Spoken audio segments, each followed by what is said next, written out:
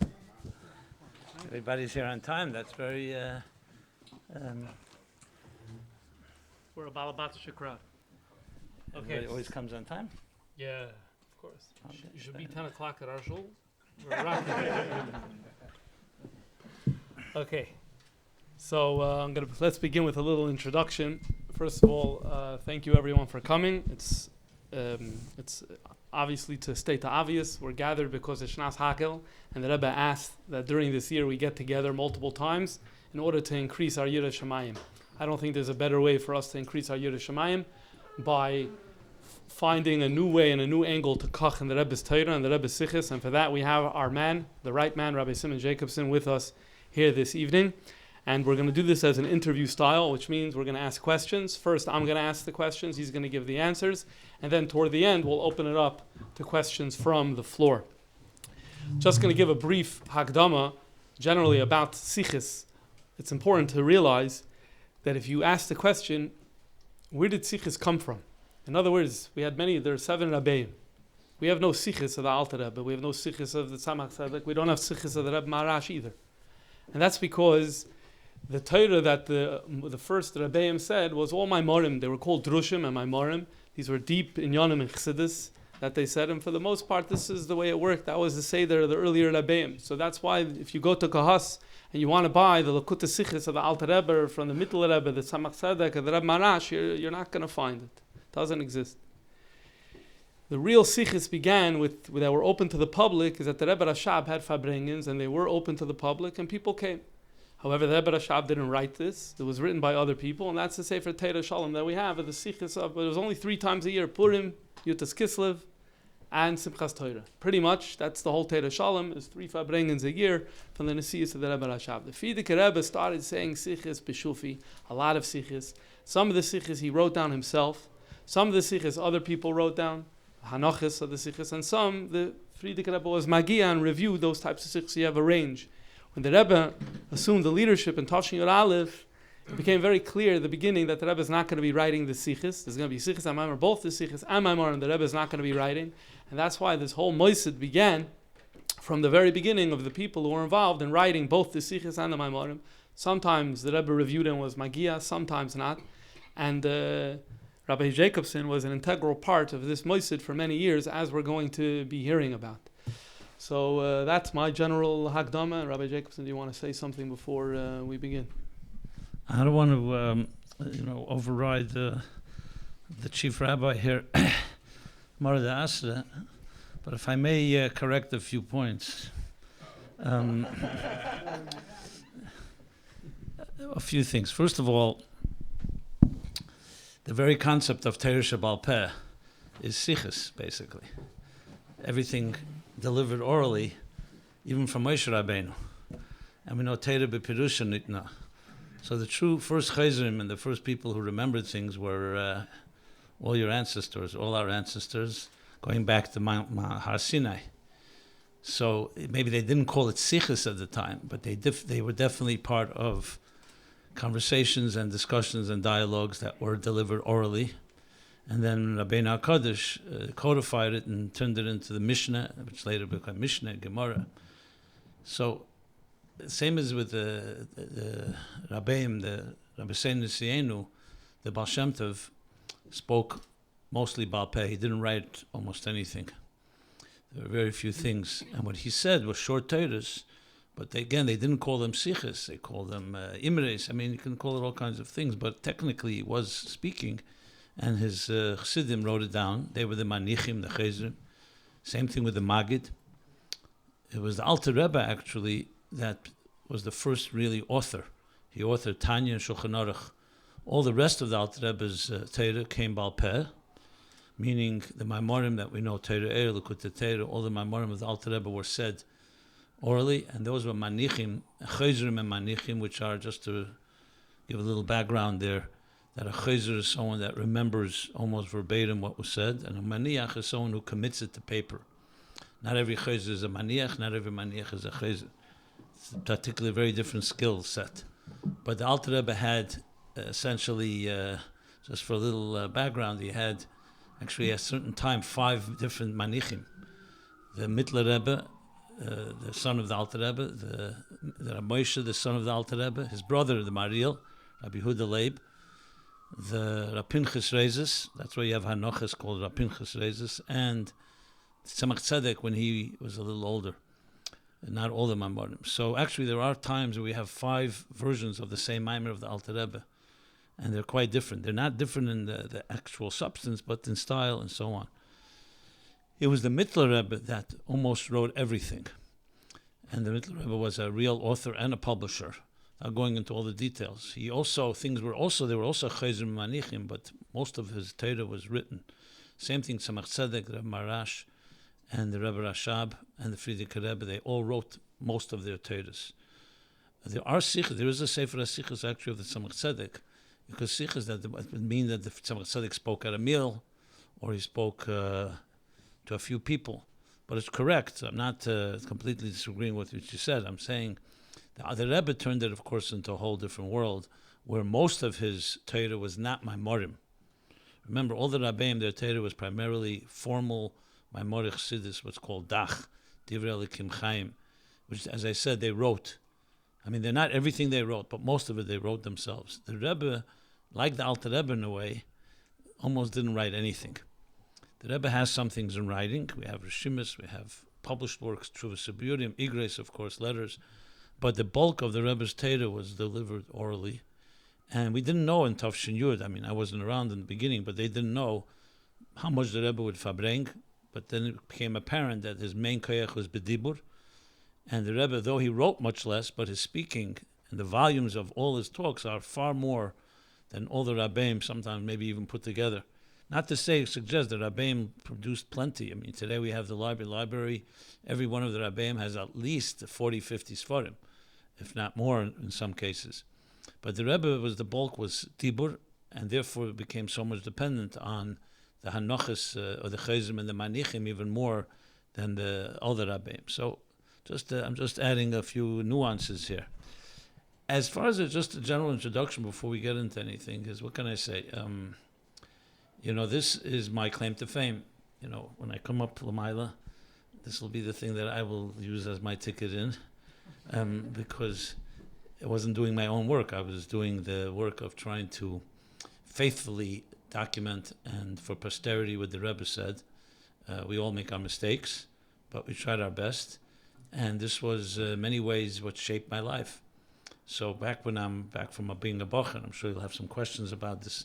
So I'm not going to go into the history right now, but I just want to say on a personal and emotional note that my years when I was struggling as a struggling young adult teenager with my own issues and my skepticism and my own questions. So in many ways, really my getting involved in the sichos was somewhat for myself also a personal journey of having access to the top. I wanted access. If you're going to have access, you might as well go to the top. And who's the top? The Rebbe himself. And working in the sichos gave the opportunity to write to the Rebbe and ask questions. You had an open door. Nothing was, you never had any limits. I could write 100 times a day and we'd always get an answer, almost every time. Because it wasn't personal, it was also for the public benefit. And I can tell you, I exploited the opportunity to the fullest, which meant, when you have such access, wherever I had an opportunity to ask a question, especially sensitive questions like about things that we all wonder about, good and evil and pain and suffering and the Holocaust and, all the big questions. So wherever I was able to smuggle it in, I did it. And we got answers. And sometimes we got over our head as well. Don't worry, the Rebbe did not mince words. He knew how to be quite brutal in a healthy, loving way, of course. So it shaped my life, let's put it this way. I'm not who I am today is completely defined by what happened those years. We'll go into more details, but I wanted to just say it. So for me, it's a personal type of almost a debt that I repay as much as I can to share of what I experienced because it was so critical in who I am today as a person and everything that I've done. It shaped my mind, it shaped my way of thinking. I mean, I can't even know what I would have been like had I not done this work. Because remember, it's hours and hours of sitting and absorbing, not your own ideas, someone else's ideas. Try it out. It's not so simple. And trying to almost assimilate, almost like, you have to almost put yourself aside And how are you going to channel a higher wisdom that's not your own? And then you're subject to present it to the Rebbe, who knows what he said, and you have to be the one now, be subject to, were you mechaven? Did you align it? And we tried our best. As I'm sure we'll share, there are plenty of humorous moments and plenty of harsh moments. But they were all, in my opinion, love. It was not easy job, not easy to remember 6 hours of a Farbrengen, almost verbatim. People think it's almost impossible to even imagine how could you do that. But I'm sure you'll ask me some of those tricks, and I'll give you some trade secrets. Not all, and I still have to maintain certain NDA. I mean, we can sign, right, a non-disclosure. Frankly, no, there are really no secrets, because if you know how to do it, you know how to do it. And if I tell you, not necessarily means you can do it. There are methods. So we'll talk about it then. As I said, to me, it was life transforming. It was far more than just writing Farbrengens on paper and moving on. And I wish it upon all of you to be able to have that opportunity, to be able to have the bittel, to be able to put yourself aside and channel, as I said, and bring down onto paper and to communicate to others ideas that are not your own, but come from a greater and higher place. So thank you for having me, and thank you for the opportunity to share some of the events that happened, the history, and whatever you want to cover. And there's no questions. I always say nothing is taboo, nothing is off limits. You could ask anything you like. I'm an adult. If I don't want to answer, I won't. But you should ask anything you want. You don't have to hesitate, even if it's provocative or controversial or challenging. And with that, thank you again. All right, so let's go. So let's start at the beginning. When was that moment when you tell yourself, hey, there's this, I can do that. There's this concept of Chazara, and why not me? When was that moment? Well, let me give you just the moment before the moment. How about that? That's always more important to know. You have to be ready for the moment. So I was, as I mentioned, to put it quite candidly, though I was born in 1956. You want to calculate my age, you can if you like. I always give people like 10 seconds if you like. They like to do that, So I'm one of the baby boomers, before Generation X and Y and Z and whatever the generations are, I'm not even sure. So as a teenager, I went through the whole system. I grew up here in Crown Heights. I went to the Lubavitcher Chabad school system. I'm not going to go into all the nightmares. And full disclosure, I wasn't molested and I wasn't abused. Let's just get that out of the way. So I don't have any real grievances and trauma and all the words that everybody uses today and the pains. But at the same time, I was a very skeptical person, and I wasn't very inspired in yeshiva, to be very honest. It was what we would call today, and maybe I didn't have that word then, mediocre. A lot of good memories, good people around me, I had a nice family, so it's not like, again, I didn't grow up around abuse and dysfunctionality, as later I came to discover exists. But nevertheless, on an intellectual and a spiritual level, I guess, I wasn't inspired at all. And I would always wonder whether this whole system isn't just some type of mind control program to keep people in line. I saw the value in it, I knew a Pesach Seder, a Shabbos, a Yom Tov, it's not like I didn't see the warmth and the family and community power. But still, on a level where is this absolute truth, and so on. And though the Rebbe was a figure in my life, obviously, growing up here, he was like a king on the hill. I didn't have any personal connection in a real personal way. It was, the Rebbe. I had no reason not to respect him. I didn't identify with him. And so I struggled internally because you couldn't really talk about these things. You'd be blacklisted. That I was wise enough to know. I was the guy that never got expelled, but my friend always got expelled, So I was like the troublemaker, like the guy that speeds right behind a guy that speeds a little more than you, so that if he's going to get stopped. So I didn't cross any real serious lines in behavior, but intellectually I crossed many lines, which means I read a lot, not of Jewish sources, let's put it this way. I was very curious, and I was a ravenous reader, and I really just was looking for truth, to be honest. I really had no other agenda. And it was in that time period that I began to Chassidus didn't speak to me yet. It was just words. It was like a guy told me the other day, Chassidus, Lamates Malachas and Esses Firis, like all in one sentence. Like it's a numbers game. 39 here, 10 here, 4 worlds, planets, whatever they're called. But then there were different, and again, I don't want to go into detail because it's not so relevant, but to answer your question, so I think it's vital to understand where I was, my mindset. I was desperately seeking something passionate in my life. Today we'd call it a rebel without a cause. I had that rebellious energy, very strong energy, but I had nowhere to direct it. I liked physics and mathematics, but I didn't see myself becoming a passionate physicist, to be very honest. And it was that time when I was really seeking, and I was asking questions, and I was exploring. Is when I first began to, I remember it was in summer camp in the year 1974. And I remember one of the counselors who thought he was a big chacham. So he used to talk to me, trying to be makar of me, So I said to him, how do you know there's a God? I just wanted to hear how he answers. So he said to me, well, the world is a finite world, and you know that finite objects can never lead up to infinity. As much as you go with the finite, you'll never touch the infinite, which is a rule in mathematics. Anyone who knows math knows that. And therefore, you have to say the world therefore has a beginning, because a finite world can't go endlessly. It has to have a beginning. So, he didn't even realize that it touched my mathematical, nerve. So I said to him, how do you know that? Where does that say? So he opened up a derech mitzvah, which was in the shul, maybe the only sefer they had. And he shows it to me in the Hamanas Alakus of the Tzemach Tzedek. So this was the first time that I was intrigued. I saw, wow, that's actually written in a sefer. It wasn't just some type of, modern psychobabble or something. And I can't say it's the only thing, but it's a series of events that intrigued me, that there's talk about the infinite, about the finite. And it was at that time when I came back from the summer, when I had to make decisions where I'm going to go. And I went to Morristown that year.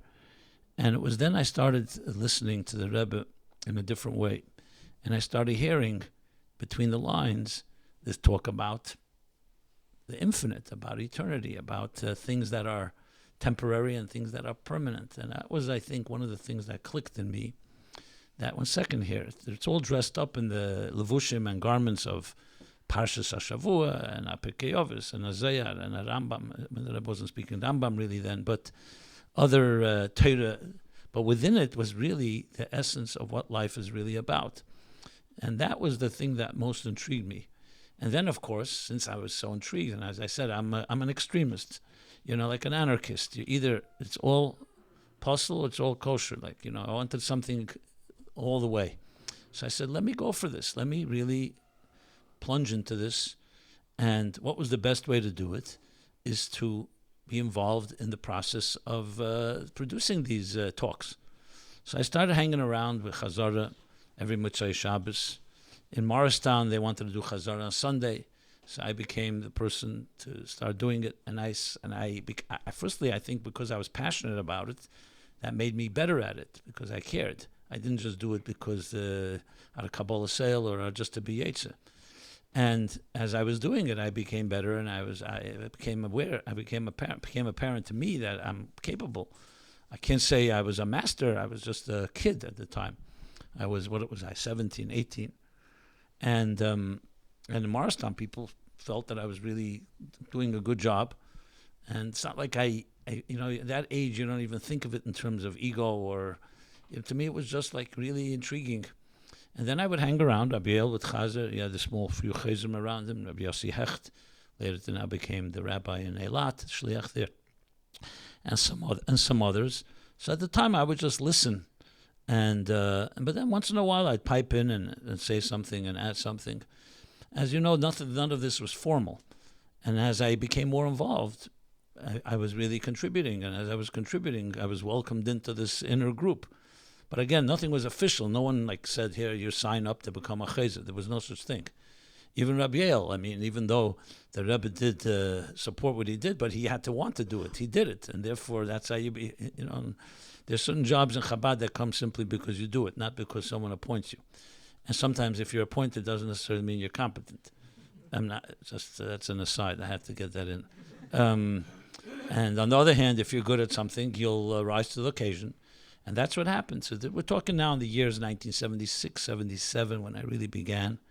Then I came to 770 in 1976, mid-76. And then I got more involved with, then was Havara Nochsat Mimim was beginning to have a new team. And so I was involved both in the Chazara part. And then I used to also, as they would write it, I would be one of the people they showed it to, and I would look it over and give my edits and so on and comments. And I just, I look at it more like, I guess it was an intern. Not that anyone was a professional, we were all really interns. And Rabbi was the senior. He wasn't really writing Farbrengens at the time. He was looking over, he was Chazara. But me and myself and the few bochum that were around then, I could tell you who they are if you're interested, but I'll leave that up to a follow-up. So that was my early dabbling in it. And as I got better at it, obviously, it became obvious that not many could do it, so it wasn't like there was a lot of competition, to be very honest. Either you could do it or you can't do it. And then in 1978, after the Rebbe had the heart attack, 77, Shminat Atzeres, that's when I really became very seriously involved, because Rabbi then took a liking to me. I was his, bocher. He had always had these bocher. And I would sit with him, because the Rebbe wanted to be Magia, edit all the sichos that he spoke, Mitzvah Simchas Torah, Mitzvah Shabbos Bereshis, all those Saturday nights, where the Rebbe was not speaking, was speaking from his room with a mic, which was a whole parsha of its own. I'm not going into the details. So then the Rebbe edited them all for quite a few weeks. So I was working with Rabbi. That's when I really, I guess, got the real experience of writing and footnotes and research. And we would sit up all night. Rabbi was the writer, but I was his assistant, so to speak, whatever that means. I could tell you just as a humorous anecdote, may I? I don't know, there's no script here. So I remember we used to sit, and he wouldn't want to begin working without me. Trust me, he didn't really need me. But he needed someone, he needed a sidekick, I was there at being a sefer, he wanted to discuss a point. So I was available. I was there. So I remember one night, it's like 4 o'clock in the morning, Mitzvah Shabbos. I forgot which Mitzvah Shabbos, maybe Noyach or Lech Lecha. And he turns to me, he says, Rab Simon. I'll say exactly how he told it to me. He says, Willst du a teva for Klal Yisrael? You want to do a favor for Klal Yisrael? So I thought, I said, was cigarette and a coffee? I thought that he wants cigarettes or coffee. So it was like, so he says, nee, lernen is ganz lekut teira bal peh. That's what he tells me. I should learn the whole lekut teira bal peh. So I said to him, right now, tonight? He said, no, you need more than a night for that, even if you're a chozer. So I said, why? Why is this such a teva for Klal Yisrael? He says, because everything is lekut teira. If you knew it Baal Peh, we wouldn't have to be looking up this Maramok and this. Everything is there, and I would just ask you, and you'd know. So I told him, when do you need me to get back to you about this so-called offer, suggestion? Anyway, Rabbi had a good sense of humor. Obviously, I didn't end up learning it, even though my grandfather, I was told, my great-grandfather, Rabbi Achmiel Choder, did know the whole Lekut Teira Baal Peh. So maybe Rabbi thought I can channel him or something. But I didn't end up doing that, and Rabbi was right. The Lekut Teira is if you know it Baal Peh, but knowing it Baal Peh is not small. So if any of you have nothing to do with yourself, and you want to do a teva for Klal Yisrael, you can take on this project if you like. That I remember. Anyway, bottom line is, I worked then, and the Rebbe edited the sichos. So it was the first time I was also very immersed in the Rebbe's edits. And I can't tell you I don't know what word to use. I don't want to use the word ecstasy because some people may confuse it with something else.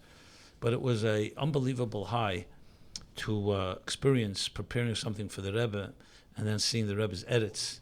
Because he literally took your words and he would edit it and correct it and erase and add and so on, especially those sichos which were very emotionally charged because this was right after the Rebbe's heart attack, remember. I remember right after the Rebbe spoke that with Soy Yom Tov Simchas Torah, that was, no one knew the Rebbe was going to verbring or speak. He spoke from his room around 20 minutes. And then he edited it. And the edits, the Rebbe usually edited with pencil. Then he edited with a pen. And you could see his hand was weaker than usual, especially if you knew the Rebbe's handwriting. But he edited some very profound Inyanim Chassidus, which to us was like unbelievable, that the Rebbe was like under this whole duress and all the challenges the Rebbe was facing Begashmias, but you see the Giluyim and Chassidus that were coming out then was very obvious to us. Remember, the Rebbe wrote a whole other than a Muskel from Tanya. It was very, very fascinating. So that was my very early formative years, I guess. I know that you're probably going to ask me just to give you the history, in the end of 1979 is when I became the official writer. Till then I was a Chozer, but official writer. David Feldman, who was the writer before me of the Hanochas in Yiddish, there was no Hebrew Hanochas yet then. He went to Eilat on Shlichus before Chanukah Tovshin Mem, which basically December 79, and I took over his position. And from then on, then I became the main writer of the Fabrengens, which was the additional title of Maniach, not just Chozer, which is a whole other responsibility, very different than remembering is one part. Writing, frankly, is even harder. But we'll get them sure into that. So that somewhat gives you a little... Okay, so not all my answers will be so long. I just thought... I know, I'm trying to bring history into background, so it's not just So if I'm short. looking for Rabbi Simon Jacobson's first Hanocha, first written piece, that will be found in Sichos Kedesh Tavshin Mem? The first one really is a sicha that the Rebbe spoke to the children right before Purim Lamed Tes. So David Feldman, as I mentioned, was out of town. I think he went to Israel for a family simcha or something. So I wrote, that was the first one I actually wrote from beginning to end.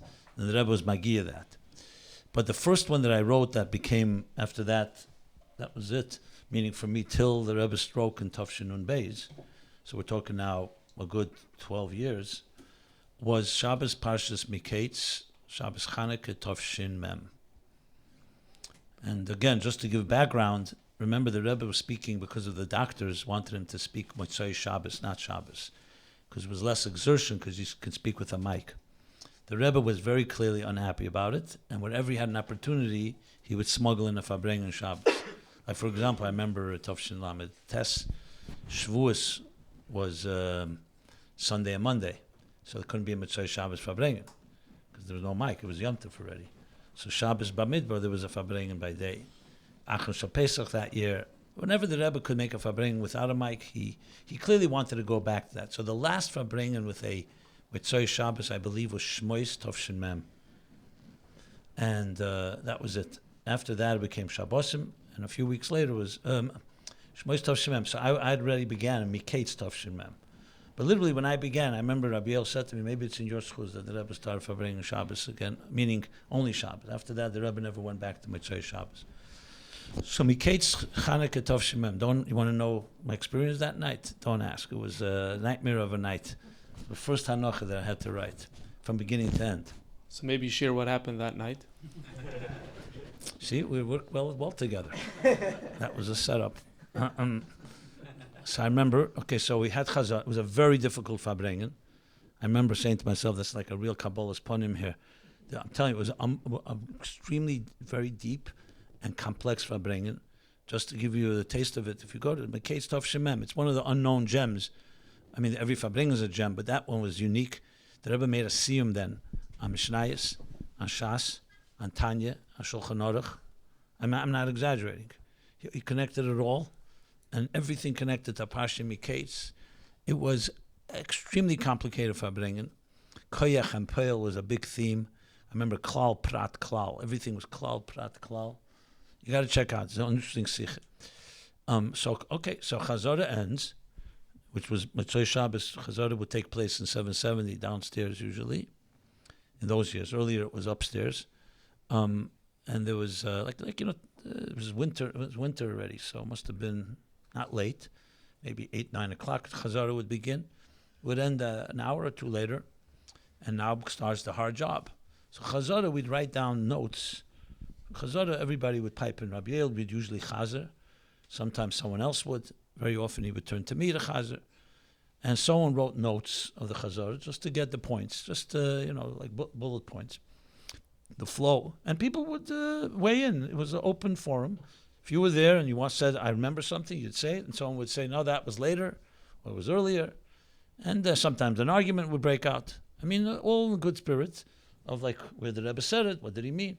But there was no real discussion of Havana. It wasn't about understanding. It was trying to just let's get everything out, so to speak, because this was the first opportunity to write down what the Rebbe spoke about.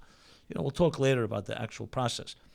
So after Chazara, I remember I went home. I decided I'll work from home. It was quieter. I had a little blue typewriter. You know what a typewriter is? No, seriously, they don't have typewriters today. A typewriter. A real typewriter. There was no word processors. There were no computers. Everything was on paper.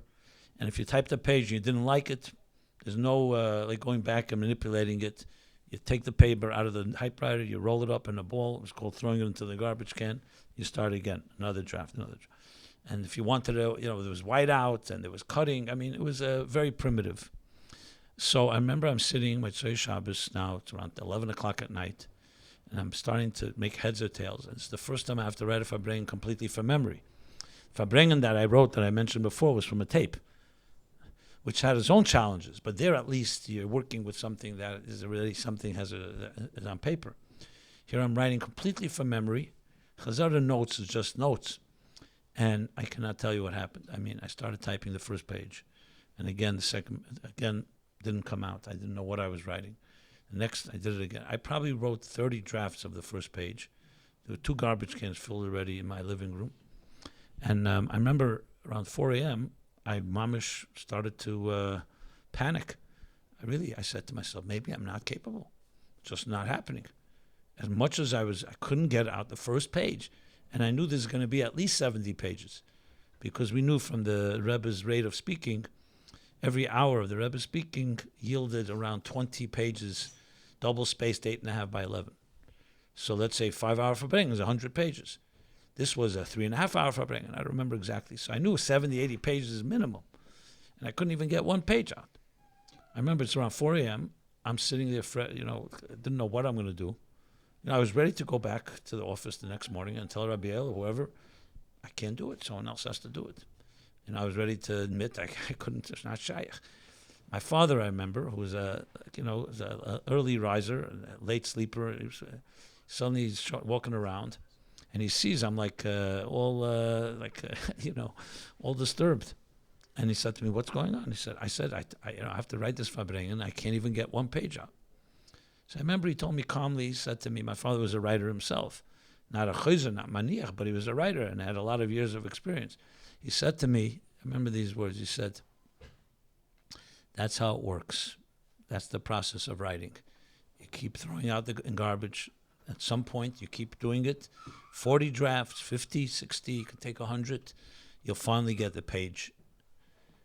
And more importantly, he said, remember that this will be forever. Not just now. All the rest of your years of writing, you'll always know. In the beginning, it's always going to be difficult. And you're never going to be able to do it quickly. The difference between now and in 5 years from now is in 5 years from now, you'll know you can do it. Now you don't know you can do it yet. Remember, that's what he says. It's like running a marathon. Once you do it, it's still difficult every time, but you know you can do it.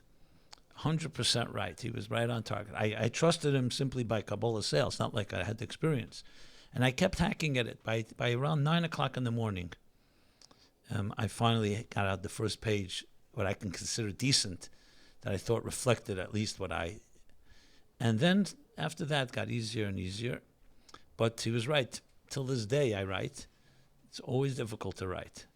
But you know you can do it. So there's a light at the end of the tunnel, so to speak. So you know you're going to go through the frustration.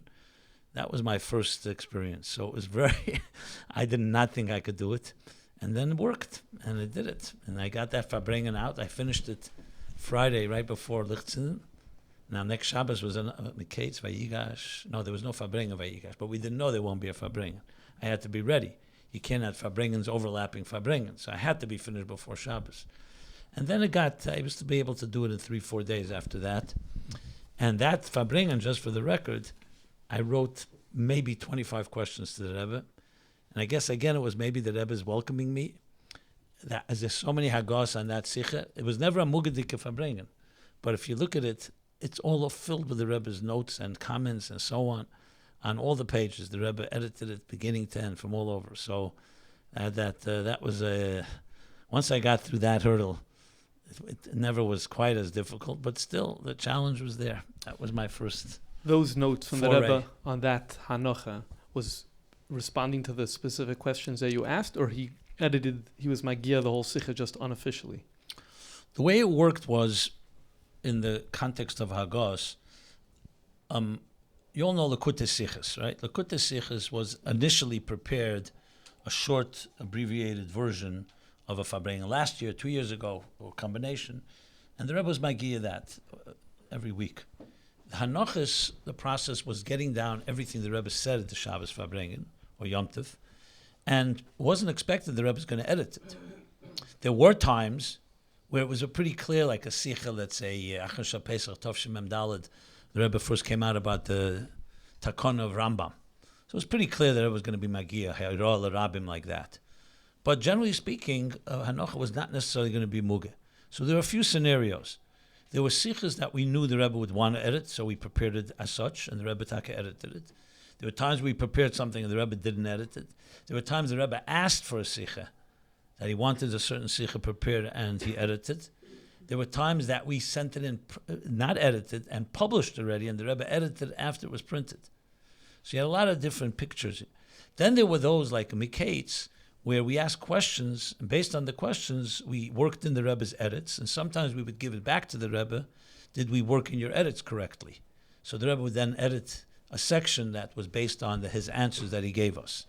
In the process, sometimes the Rebbe would edit more. So Mikates had everything, had all the above. There's no full Sikh in Mikates that I could say is edited, but they're entire sections. And sometimes we'll say, Mikan Atzif Tezvov, Huga Yidei Kvet Gush Amur Shlita. Or if we didn't put Hanochas Atmim Bilti Muga on the page, that's a sign that there were edits from the Rebbe on that page. There are ways to figure out. And sometimes you see real footnotes that the Rebbe edited and wrote. They were fascinating, those. Any of you like physics? I'll give you just one thing the Rebbe wrote, if you like physics and chassidus. So the Rebbe was speaking, if I may, example. So the Rebbe spoke then, I told you, Klal Prat Klal. Koyach and Poel was a big theme. Remember, it was Shabbos Chanukah. So Koyach and Poel, Shammai and Hillel. There was a lot of, those were the themes. It was very abstract ideas. So the Rebbe brought a dugma for Koyach and Poel from the Parshas Mikates. That was the Parsha. So we all know, Yosef tells his brothers his dreams. And then there's this strange pasuk. The brothers, of course, get jealous and they get upset. But it says, V'oviv shomer asadover. Yaakov heard the dreams. The expression, V'oviv shomer asadover. What does that mean? And Yaakov watched over what was going on. So the Gemara says that Yaakov, that kol hachalem is heilich achar hapisrin. A dream follows its interpretation. And if you don't interpret it, it won't be fulfilled necessarily. So Yaakov Shomer Sadover, he decided, I'm not going to interpret it, because who says it's going to be fulfilled? So the Rebbe touched upon this and said, what does that mean?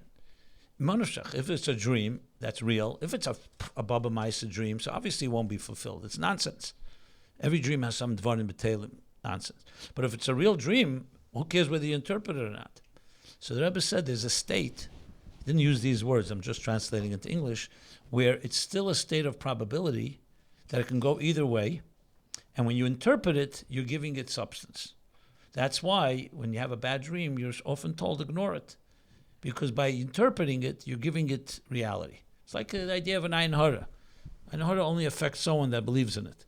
In other words, you give power to negative energy if you consider it, if you take it seriously. So the Rebbe then, when we presented to the Rebbe wrote Ha'ara there, which I found fascinating. He said, Yesh lemer al derech zeh in L'umazeh and Kedusha, where it says in Samach Vov that before there's Sfiris, Sfiris, there's a level of Sfiris Ein Ketz. Why? Because there's a state where the Sfiris can be, all the potential possibilities are there. And then the Eibishter chose to take from those all those possibilities, potential, and make it actually 10 spheres. Now, if you're familiar with quantum mechanics, there's the concept of an indeterministic, what they call a state of probability, that before something is defined, even though it's hard for us to imagine, because by us a table is a table, it's not a chair. An apple tree is not an orange tree. But there are states in the quantum level, in the subatomic particles, that are neither, we don't know if it's going to be a wave or a particle, for example, with light. I'm going to go through all the details, but the Rebbe was clearly suggesting that there's a state, like a dream state, that's like more of a superconscious state that has not yet gotten defined one way or another. So that was one of the ha'aras that Rebbe wrote down. Okay, so now let's jump ahead and talk about, the Rebbe had different genres of sichos. Was there a certain genre that was more difficult consistently for you to follow? Well, look, sometimes the Rebbe would speak very hafshotadik, which means, like I remember, Bolak Tovshim Membei, it was a very long fabrengen, went over 100 page, maybe 120 page hanocha, went like till 6:30, 5 hours or more. And the Rebbe spoke then about, I think, the Asara Mamoris Nivra Elam, B'maimer Echad Yachali Baris. It was extremely abstract. The hardest genre is when the Rebbe spoke in this very hafshatadik language, which can be interpreted in many ways. For example, a Rashi Sicha, even though some of them were very deep and complex, but they were very concrete because it's a Rashi, it's a text. You could follow the text. Here's a question, here's an answer. But the more of Shatadik, especially in Chassidus, could be really very complicated because the Rebbe was speaking, and it didn't always have exactly like, he's not quoting necessarily a mimer.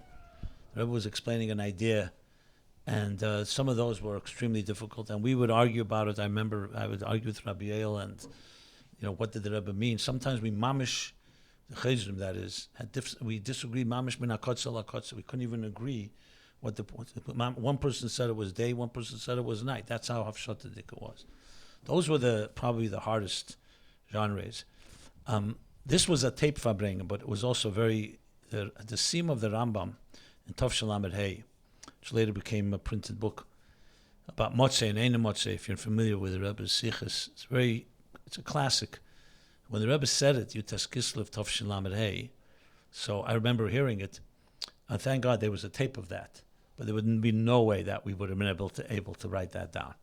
That was one of the hardest fabrengens, because also when the Rebbe would become like a Mayanam Gaber, like literally like you're going to sea and there's no end, and the Rebbe would start throwing my Moreh Chazal and connecting one thing to the next thing, that would also be very difficult. And it was like a shorter sicha had a beginning and an end. When the Rebbe would start bringing from all Chalkei HaTorah and every part, you had to really concentrate. So those were some of them. Sometimes hadronim. There's no real rule because you never knew when it's going to come. And one more thing I would say, you have to keep in mind also, fabrengens like Simchas Torah before the Hakafis was one of the most deepest fabrengens in Chassidus, and it was extremely noisy in 770. Because remember, going from the fabrengen to Hakafis, and have the shul didn't know if it was Hakafis or a fabrengen. It's like a chicken market. I'm telling you, your pasha couldn't hear. I had to move literally within a foot or two from the Rebbe. I stood across the Rebbe. I moved all the way up. Rabbi would point to me, stop making his ears, that he couldn't hear anything. And that was the hardest, really, because not so much, because besides the teichen was very complex.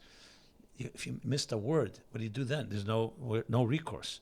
And I can tell you, I remember the last hour of that fabrengen, I'm not saying to toot my horn, I had no one to turn to afterwards. Rabbi didn't hear it, and most people didn't hear it, and I had to write it, so I had no choice. What am I going to write? I couldn't just say, okay, we Chozer. So, and it was that was very big pressure. I had to move as close as possible. And then remember, it goes right from that to Hakafis, and with all the drinking, I didn't drink obviously, but there's no Chazara right away, because it's still Yontif, till the next night. Just to really thicken the plot, if Simchas Torah was Friday, so the Fabrengen was Thursday night, there was a Fabrengen Friday night, Fabrengen Shabbos afternoon, 1:30, another Fabrengen that began before the Shkia, Shabbos late afternoon, all before you could even write down one word. It was all Yontif. So we had almost four Fabrengens to Chozer. We couldn't sometimes even agree which Fabrengen the Rebbe said something. Honestly. Not because it was all from memory. And sometimes, one second, was that the Fabrengen before Hakafis or after Hakafis or the next night? So that was definitely, from a point of view, simply the sheer amount of material, and also, people always ask, I'm sure I don't know if you're going to ask this, why don't you divide it? This one remembers the first hour, this one remembers the second hour. So let me just tell you right up front, it doesn't work that way. If you can't remember 5 minutes, you can't remember 5 hours. If you can remember 5 hours, you'll remember 5 minutes. It doesn't work that way. The brain doesn't run out of a hard drive. It's not a hard drive that runs out of memory. Either you have it or you don't have it. So it wasn't like we divided. The only thing that could happen is your mind gets tired. So hours wear on, your mind you need a lot of stamina, simply to keep not just alert, but really sharp. And that was difficult when it went long farbringens. But there was division with the Maimorim. You weren't responsible for memorizing and transcribing the Maimorim, right? So here's how it worked. From the Chozer point of view, we were responsible to remember everything. Whoever could remember, remembered. Remember, you didn't have, people think there were a lot of Chozer. There were very, very few that could, when I say a Chozer, I mean someone that could hear a 5-hour farbringen and sit down a minute later and repeat 5 hours. Very few could do that. There were people, there was like of course, if I'm chazering, I'm sure you'll have what to add to it. But that's like the Ibcha Mistaver. You say the Svara and I'll tell you Fakert. So there were definitely people that helped, but there weren't many that could really do that. So whoever could do it had to do it. There was no choice. The writing was the vision of labor. There were the Maimorim writers. In my day was Tzvi Greenblatt in the late Lametz, then David Oladart, then Shalom Charatonov. I did write a few Maimorim simply because either no one was around, etc. But I was primarily a sicha writer, but that was writing. The Chozer, everybody contributed. Got it. Yeah. What did you do between the sichos? Was there some device that you were using then to help you? You mean like a hidden tape recorder? No. I tell you what, Satmar Chassid told me, we tape our Rebbe all the time on Shabbos. Why don't you just tape? No. So I said, maybe there's a difference between your Rebbe and our Rebbe, whatever. There are many methods. I think before I talk about between the sichos, let me just share an important point. Which, key to really memory, and this is the real secret, and actually do workshops on this these days. I even wrote up a draft of a book, secrets of the mind that I learned through my years of remembering. Because I learned things about the mind that would blow your mind, honestly, because completely counterintuitive what memory is like. So let me just say 2 things about it, and then I'll share what we did between the sichos. Memory, everyone thinks, is a power of the intellect. The smarter the person, the more they remember. It's not true. You'll see many, many smart people, they don't have good memories. Smart people may be able to understand something, grasp something quickly, maybe understand things deeply, but memory is not a faculty of pure intelligence. It's actually a faculty of the opposite of intelligence. Let me explain. You know who remembers best as a group? Children. Children. The stories you heard, the songs you heard as a child remain etched in your memory forever. Adults find it very difficult to remember. We have all kinds of tricks and we have to write notes and this. Try teaching a 20-year-old a new language. Children, 5-year-olds, are learning, 3-year-olds are learning ABC. And why? Because I'll tell you why, because a child's mind is like a dry sponge. Who absorbs best? A dry sponge. Adult mind is a wet sponge. A saturated sponge doesn't absorb as well. So the smarter you are and the more ideas you have actually works against memory, because your ideas get in the way. Let's put it in different words. If you're familiar with, if any of you learned the Hilchos Kashrus, the Gemara and Chulin, I did the Torah lemivla lepolit. You're busy absorbing, you can't be exuding. You're busy exuding, you can't be absorbing. Simply put, you can't speak and listen at the same time. I know some people think they can, but it doesn't work. So when you're listening to the Rebbe speak, the key thing is to put away your intelligence and just absorb what is being said without processing anything. I know it sounds weird. Obviously, you have to have your ears open and you have to have some intelligence. You have to know the language, etc. But the less processing. The more I understood what the Rebbe said, the worse I remembered it. I remember this vividly. Vayikra Tov Shemem. The Rebbe spoke a whole thing about Yovet Teherim, Yisasku B'Teherim, that children, you start learning Vayikra with them because the Teherim study Teherim. And a whole thing, the Rebbe spoke in Nigla, a whole thing about Tara and Kedusha. It was I didn't understand anything of that Sikha. After the Farbrengen, I asked Rabbi El, he says he never heard this. He doesn't know what the Rebbe was talking about. Because it was, usually the ideas that Rebbe talked, he may have talked before, Bekitzer. Here was like a whole new sugya. And I remember this Sikha better than any other Sikha. Because since I had no pre-coordinates, I had no preconceived, if it was an idea that Rebbe spoke about Mamala Kalam, Seva Kalam, so we all have something to, people who know this topic. Because I didn't know the topic, I was able to chazer it the best, because it was completely based on, I have no idea what the Rebbe said, what the Rebbe meant. Then we found it was a whole Gemara in Zvachim, and then we realized it was a whole sugya that the Rebbe never spoke about before. That I remember vividly. So as counterintuitive as it sounds, understanding works against remembering. So the key is, first you have to absorb, you put it down on paper, then you begin the process of really processing. That was the key thing. So in that context, what do we do after a sikha? What I did, at least, one of my methods was, remember, memory fades immediately. It doesn't fade a day later, it doesn't fade hours later. It's like it says, Tinuk Mishe Neilad Maskal Yisyavish. Memory begins fading immediately. The only difference is, a minute afterwards, it's not going to fade completely. A year later, it'll fade completely. So knowing that, you can't take for granted anything. Most of us think we're smarter than we are. And when you hear something that you like, you think, I'm always going to retain it. Try it out. Try repeating to somebody after what you hear tonight, to someone without notes or anything. You're going to say, I heard something really interesting, and then say, no, what do you remember? I'm not really, I don't have the right words. What happened? Because you really didn't understand, you didn't really absorb it. What you heard was a good idea. So the first thing we had to do was essentially repeat. What I would do after a sikha, when they were singing the nigun, I would go over, make a mental map of all the flow of ideas. I actually would number it. Sometimes I would number, like the Rebbe said, 72 things. And I would go in my mind, just like, let's say someone's driving you somewhere, you want to remember, did you make a right or left, another left or right? So you say, okay, after 2 blocks, we made a right, then we made a left.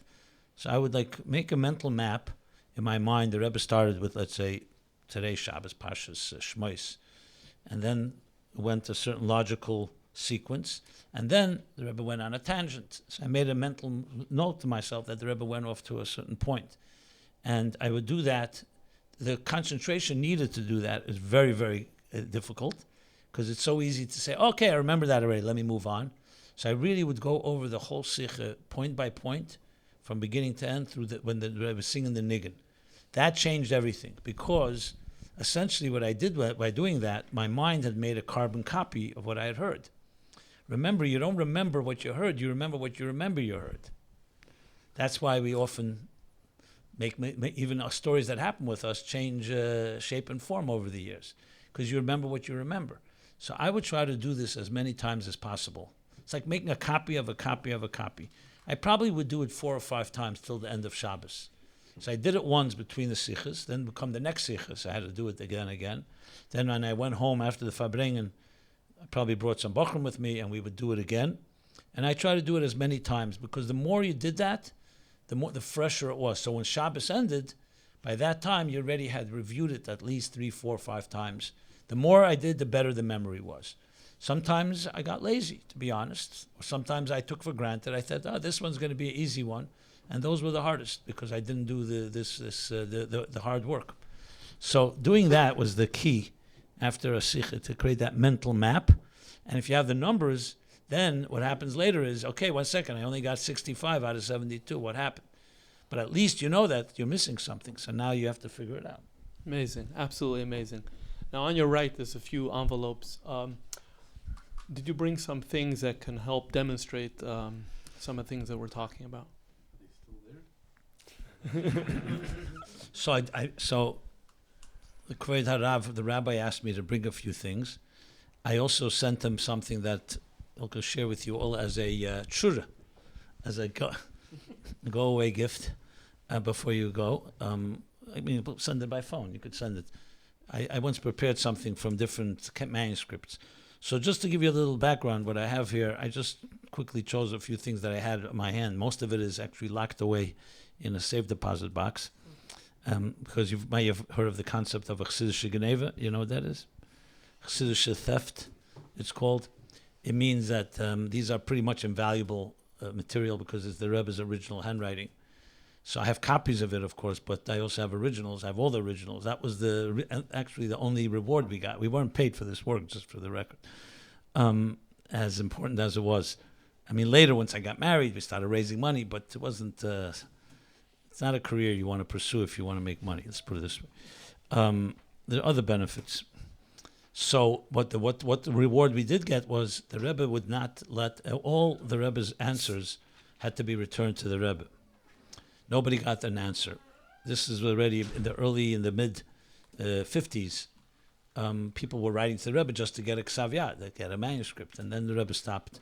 So no one got manuscripts anymore. But we were the only ones because of the work we did. It was like, I guess, schar, but it was also for the public benefit, because in case later you want to check for sicha has a mistake, or this, you could always go back to the original manuscript. So I had the sichos. I've literally probably a few thousand pages of the Rebbe's handwriting. And it's fascinating to see. First of all, you just see the Rebbe's, it's almost like artistic in a way. And in some cases, actually, you'll find the Rebbe we even found crumbs of what the Rebbe was eating when he was editing the sichos. We even have the crumbs in some cases. Don't ask me what we do Pesach. We just whatever. But because of the value here, I can't keep it in any way a place that's not protected. So I put them into safe deposit boxes, which also protects it from weather issues or fire, God forbid, or stuff like that. But I do have a few that I was working with, so I brought it here. So I'll show you guys. This is something quite unique. Some people won't want to touch it if you didn't go to the mikveh, maybe. But this is the Rebbe actually, not just he held it, he actually edited it. And you'll see mostly it's pencil, sometimes pen. As I said, a few of them, I'll give a little background. And not sure, I don't really want to pass it around. Maybe if you guys want to come around, I'll show it to you. So I don't want it to be in any way. Let's just do it generally now, and then maybe after people come over. Good. I'll just give you a little sense of it. And this is just a little selection of the work we did. I mean, this was really almost on a daily or even weekly basis where we had these interactions. And as I said, the Rebbe would always answer. And it was the most exciting thing, what can I tell you, to see these answers, because sometimes it was very, very sensitive matters. So let's see what I have here. I'll just start from the top. Okay. I think I have a few originals here, but there's definitely copies. Okay, yeah, you hold the mic if you don't mind. Okay. Yeah, this is an interesting one. So I'll show it to you guys. See? So that's actual original pencil handwriting. This is the Rebbe writing. Of course I will tell you. I just want to show it first, okay? Everybody sees? Pencil doesn't fade? Yeah, huh? Pencil doesn't fade? No, pencil actually don't fade. You're talking now over 40 years ago. Now, pencil doesn't fade. Pen actually fades more than pens. But the Rebbe's pen or pencil never fades. Not for miraculous reasons, just doesn't. I mean, the paper can fade faster because paper is acidic and it could, Okay, so this is an answer to a question. It's actually a deep Indian chassidus. So we write like this. I'll just quickly give you the sense. It says, Nisker ba'asicha, maimer sefer yitzira, she'en l'mayla ma'onig. So there's an expression in your sefer yitzira that there's nothing higher than onig. And af sheyesh neshak v'tari and samach vov, what's higher, rotzen or tainug? So the Rebbe goes on to explain what Samach Vav says. So we had a few questions about what the Rebbe said. So first we get a chelik gadol from the Rebbe here. Doesn't like that we're delving into such deep topics. So the Rebbe writes, Kama v'kama mekush yesem ba'ovar b'shal kiyetzib zeh. A number of your questions recently, hein b'signan ha'anal, in this type of signan, this style. Ubanal gufa loy samu lev lastiris shemitzuyin leil bezel lazeh upshitim mokem acher. In other words, you're having a problem that there are contradictions in different places of Chassidus. L'shitosa maklotz kashya ba'rogel bekam mekemes ba'd muram tzoy u'deloi kanal. When the Rebbe, Mitler Rebbe, sometimes he writes an idea and then he says u'deloi kanal. It's not like it was what I wrote before. So based on you, that everything has to fit. Why? How could the Rebbe himself say an idea and then say it's not like that? In other words, the Rebbe is not appreciating that we don't understand the subtleties, that not everything has to be consistent. There could be different approaches to something. There could be contradictions. Not everything has to be reconciled. That's basically the Rebbe writing. And then the Rebbe writes, "V'ulai sof sof ya'aynu b'reish hatanya b'hagoh." And maybe at the end of it all, you'll finally look at the beginning of Tanya. The Rebbe underlines the word b'reish hatanya, where it says, "V'ayim ponim l'teira," that there's 70 different facets to the Torah. And then, after we get this what we call Yedidus Brivel, this is like this I don't want to say slap in the face, because I don't see it that way at all, because this itself has a lot of powerful messages. I'll tell you in a moment. And then the Rebbe does answer the question. So right here, you'll see there's a line the Rebbe makes after he gives this so-called chelik. He makes a little line, the Rebbe's line, and then speaks, Etzema Einig. And then he talks about what is Etzema Einig, what's Sheirish Einig, Ikara Einig. I don't want to go through the whole nuances, but there's all that. Huh? Please don't. Okay. Maybe you're beyond you, but it's not beyond them. That's true, but we have a limited time. Yes. I noticed that the note, you didn't sign it, but other notes I've seen that you used to sign your name at the bottom of the question. No, I never signed the name, except if it was more of a administrative thing. Like if we wrote to the Rebbe, should we change the letters of the publication, or Hatzah to print a kavitz? So then I would sign a name. It was more just to show who's writing. But the questions on sichos were just not signed. Yeah, they were not signed. No. Anyway, the Rebbe. So how did I feel? I have to be very honest with you. I felt I was a professional, and I was getting good instruction from the top professional of them all. So actually, all this to me was chinuch, education. I never took anything personally. I never took it like, I didn't have thin skin. There were people I worked with that had big problem every time they'd get a chelik. They couldn't sleep for a week. I was much more callous than that, I guess. I don't mean that. I meant to say, I took it as the Rebbe.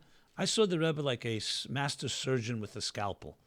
Every nuance mattered. And I learned from it. What I learned from this is precision. Much of my, if you call it hatzlach, if you want to call it, much of my success today is a result of the precision I learned from the Rebbe, the diuk, subtleties, things like sometimes the Rebbe did not like when things were written black and white. He wanted it gray. People don't realize that. Every letter counts. I mean, I can go on, precision. That's what I learned from all of this. So every time the Rebbe wrote, whatever it was, to me it was always a tremendous education. I see in the language of your question that the Rebbe seems to have marked up your question itself. Yeah, very often. He would either mark it up or sometimes edit within it. Here he wrote a whole answer after it. Okay, so that's one example. Let's take another one. I may. This is more of an answer. This was, just for the record, this was Balak Tovshim Mem Gimel. But Ein L'mayla Me'enim. You want to know the source. Okay. Let's see what other goodies we have here. What is this, Jen? Okay. So this is probably a whole, let me see what this is. Oh, Shkocha Pratis. This is the Maimer Yud Shvat Basiligani Tovshin Mem. When the Rebbe, after 30 years of the Rebbe, the 30th anniversary of the Rebbe's leadership. So this again, you'll see pencil. See, the Rebbe wrote Hanocha, the Rebbe's words, which meant that some Maimorim, the Rebbe wanted it to say Hanocha. It's Muge, but he called it Hanocha. Many Maimorim just says Maimer, it just doesn't say Hanocha. Hanocha usually meant it wasn't maybe written as sharp as the Rebbe wanted. You can interpret it many ways. So he wrote Hanocha here, but he edited it seriously. What you see is a footnote here on the side, just to show you. Every page is edited. Usually, sometimes small edits, like a line here and there. Just to go through quickly. Oh, here, actually, interesting thing. The Rebbe wrote something and then cut it off at the bottom of the page. So we have no idea what he wrote. So trust me, we sat hours trying to figure it out. Because that was like more intriguing than, what did the Rebbe write? Then why would he, We even looked at the next page. Maybe the trace went over. So that was it. The Rebbe cut it off. So, And this is what you see here, the edits. I mean, I'm not going to go through the actual edits. Each one is, it's page after page. But you could see how much time the Rebbe put into this. This was probably, and the footnotes, sometimes again, these are edits. Here the Rebbe crosses out half a footnote. So he crossed out. Sometimes this one, the Rebbe adds a mimer from Tafresh Pei.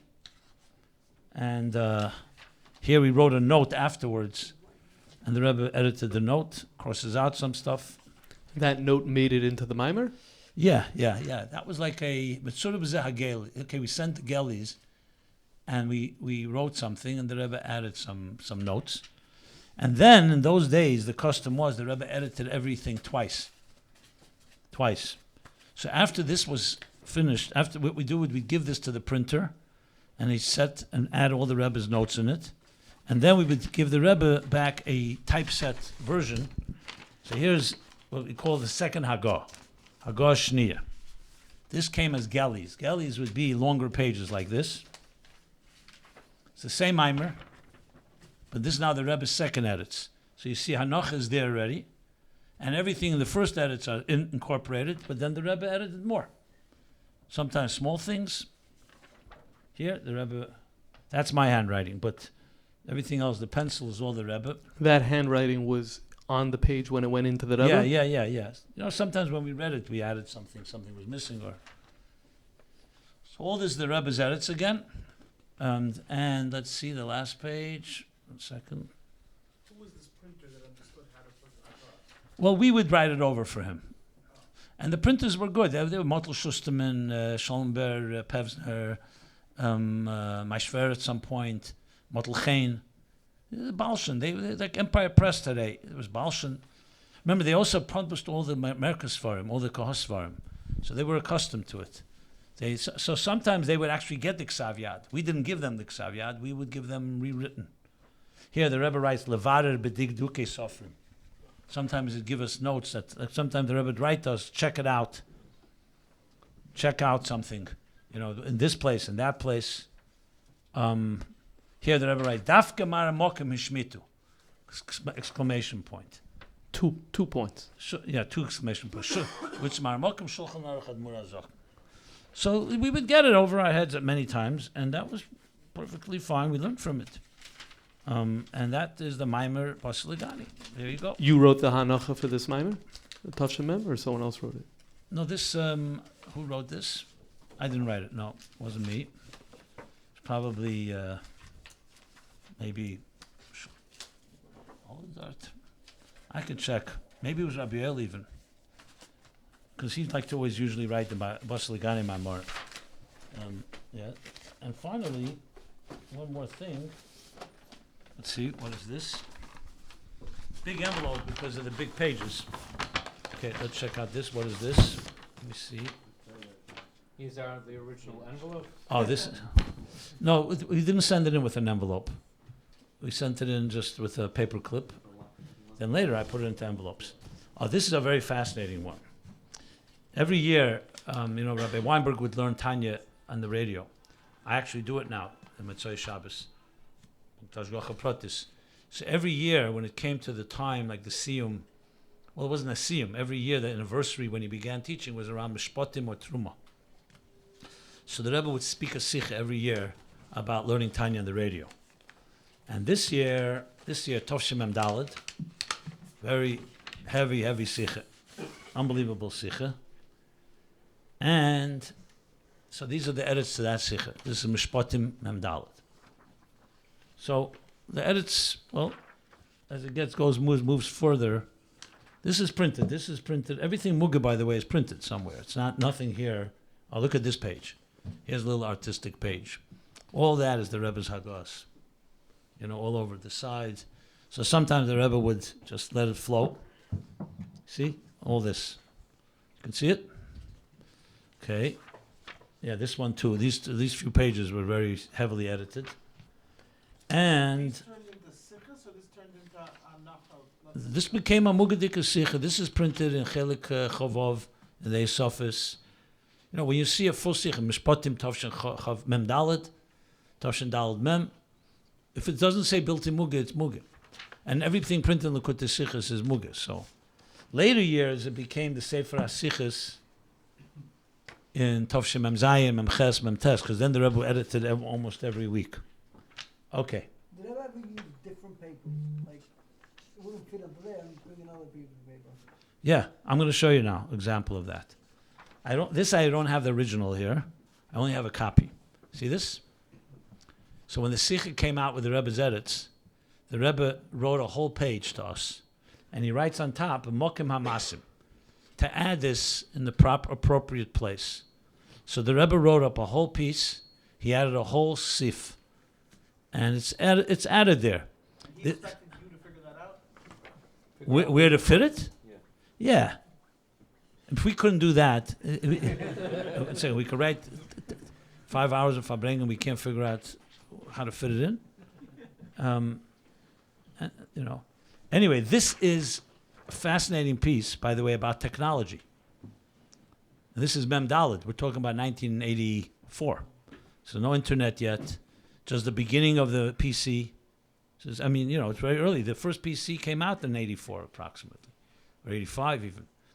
And the Rebbe is speaking about learning Tanya on the radio, and he's answering the Tanya that many people had. The radio is full of garbage on it. You turn the channel, you could hear Echvezvos, Avodah Zarah, Gilei Arayis, who knows what. So many people said, how could you use a radio to teach Tanya?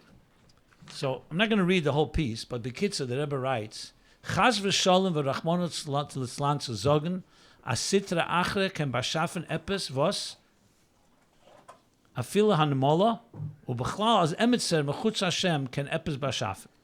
And he goes on, and he says, how much more so? Here's how he defines technology. Al derech kol zeh b'negei radio, a koyach adir welche Hashem hat reingegeben beteva. As durch a keli masim is kela medaber nishma mesefer elam vat sefer uberega kememra. It's the Rebbe's own Ksav Yad. So how the Rebbe defines radio, but it's the same thing, technology. And the Rebbe also added footnotes. So we added this. But in addition, the Rebbe wrote another thing. He wrote also, this is also an interesting revelation most people don't know. The Rebbe wrote another piece. V'hine yesh makshim. And he writes at the end, mimichtav, ... So this is not a letter the Rebbe wrote to anyone, but the Rebbe wrote it as if it was a letter, and he said we should write that it's a letter, from a letter. Which is fine, because the Rebbe can write his letters any way he wants to. It's a letter to us. So that's how he wrote it. So this is all printed in the Sicha. You can look in Chelik Chavov, Mishpatim. You're familiar with the Sicha, right? It's a famous Sicha. It's a very powerful Fabrengen, a Sicha. And that is Mishpatim Mem Dalet. And then there's the second Agah, which I'll show you as well. And if I have it here, do I have it here? Let me see. Yeah, I have it in here. So this is the second edit, as I said before. And here again, the Rebbe. So actually, just for the record, when we added that piece, the Rebbe had a chance to look at it. If he didn't like where it was, he could have changed it. So just for the record. But the Rebbe agreed where we should put it. And here are some, the edits of these pages. Let's see. Want to check it out? This is a Pirsum Rishon. I don't think it's ever been published. I don't think anyone has it. The Ganovim didn't get a hold of it yet. But now you guys have some videos of it, which is fine. If the Rebbe was here, he'd probably demand that you all learn it before you take pictures of it. Did you ever have an instance where the galleys came back with no edits? The Rebbe says it's good k'moshehu. No. Sometimes the Rebbe would write Ein Azman Groma Lagia and just go with the first. We had times we sent the first Agah, there were no edits. Then it wasn't edited. Right. Once, the Rebbe even wrote once, Einu Muga. There are times the Rebbe looked at something. Here you see the Rebbe's more footnotes here. The Rebbe actually wrote Einu Muga, even though he edited it. Because I guess he didn't want to take a chrais. It wasn't really well written. There are sometimes we got answers. Oh boy, they were sharp. Yeah, so let's pick up over there. So fine. This is a little taste, my friends. I hope you enjoyed the presentation. this presentation. Let's ask a few more questions, Rabbi. Is that okay? I'm ready to. Okay, good. I have a few more questions. My chayas, my life was this. Okay, perfect. So there is sometimes And the maybe Rebbe- they want to ask questions. Yeah, sure. We're going to open it up in a moment. So there's a number of instances in where the Rebbe would write on the side of the Sikha. You mentioned about the sharp responses. The Rebbe would use the word mavhil, which I think means something like shocking. Maybe you have a better translation. Was there a certain theme, or was it predictable, or when were the instances when the Rebbe would use that type of term?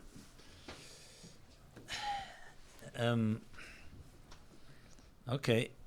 So mavil means shocking, right? It was a very common expression. So the different categories. Sometimes things were blatantly out of line. Sometimes we couldn't even figure out why there was a mavil, because the Rebbe's mind, a little thing that was a little off, like a revav al beged talmid chacham, a little piece of dust. I think recently, with that sicha that you pointed out when we walked in, was there a mavil there? I don't remember. But that would have been a category of a mavil. I'll just give one example. I don't know if the Rebbe actually wrote mavil there, but there's that idea. The Rebbe was talking about the Mittler Rebbe, that's Alter Rebbe and the Mittler Rebbe, that's Chochma and Bina. So in Chassidus, Kabbalah, in Zohar, it says, Chochma and Bina is Trei Rein Deloi Misparshin, Ve'echad Loi Kayim Beli Hasheni, or something like that. Okay, so two friends that are inseparable. So that's Chochma and Bina. But then, for some reason, I decided to add the second half, that one is not complete or not without the other. And the Rebbe, they're not like that. He said, who writes something like that on the Mittler Rebbe and on the Alter Rebbe and the Mittler Rebbe? The second half. Trei Rein Loi Misparshin, fine. Who writes that? So I don't know if he wrote mavil, but that would warrant a mavil. Now, I just want to point out, I'm not saying in my defense. Obviously, I was wrong, and we corrected it, and I'm not. The Rebbe caught it, and that was that.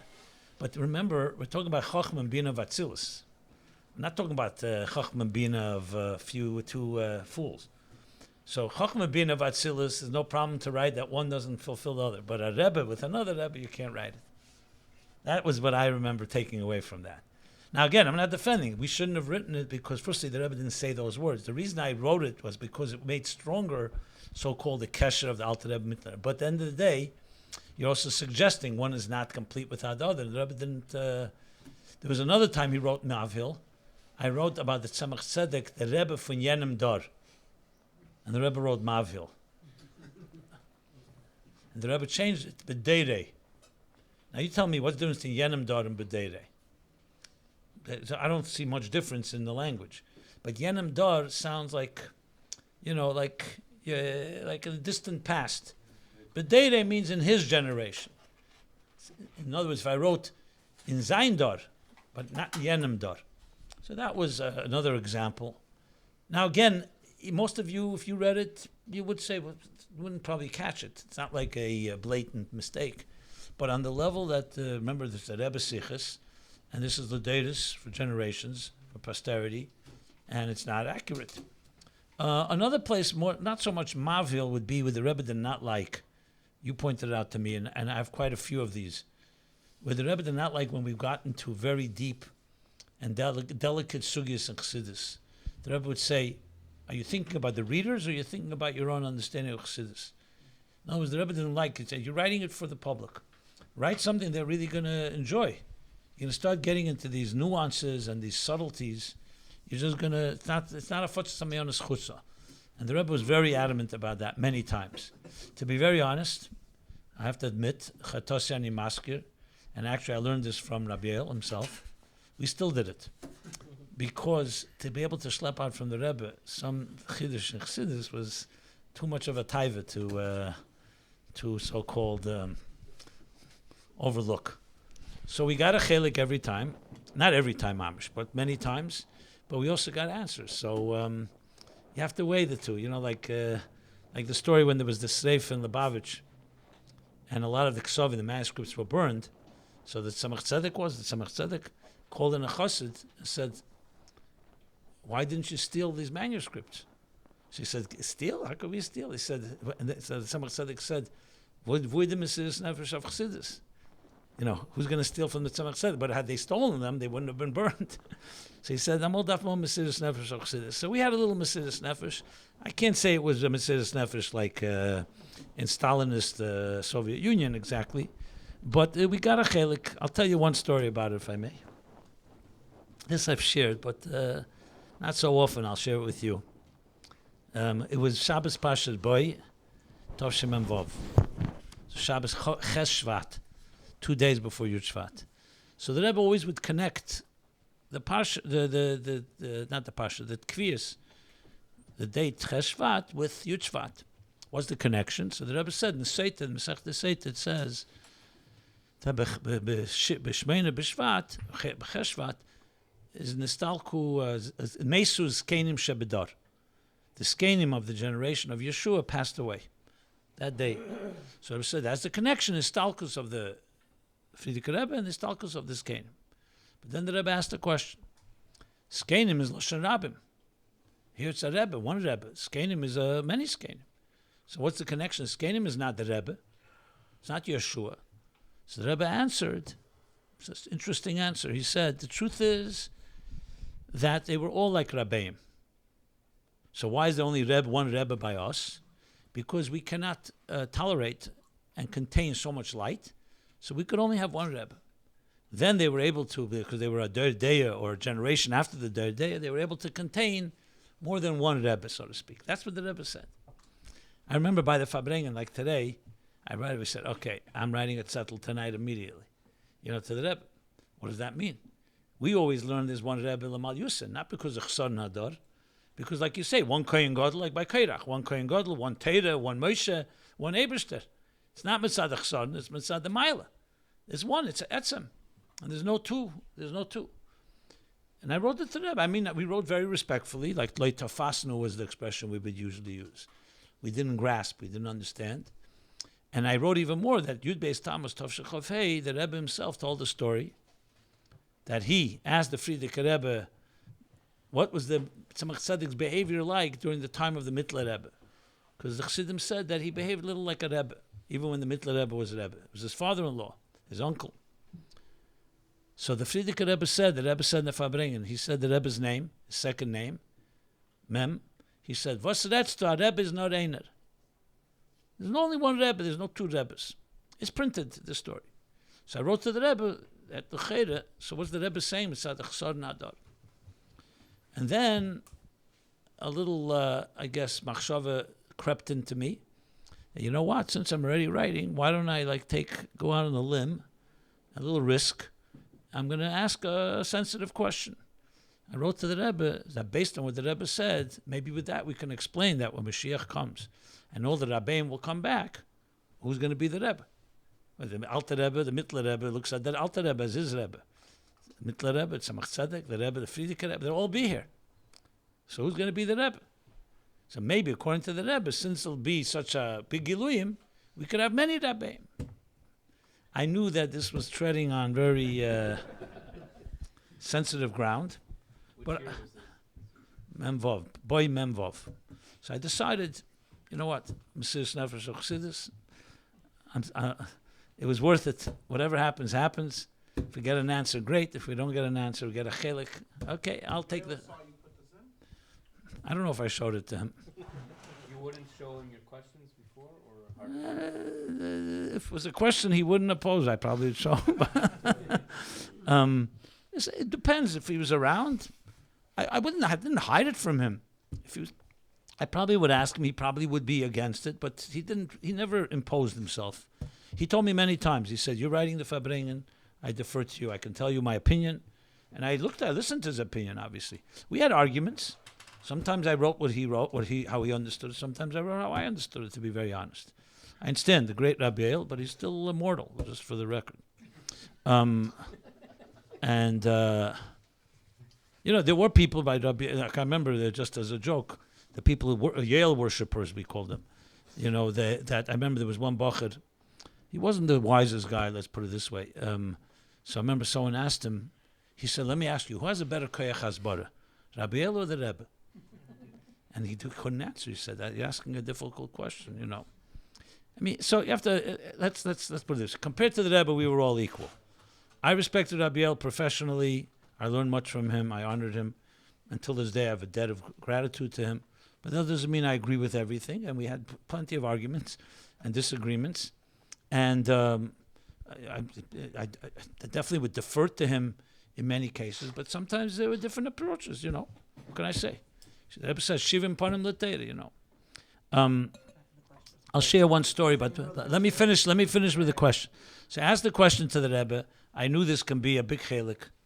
And that's what happened. So the Rebbe didn't even answer most of the questions. He went straight to this question and wrote the following.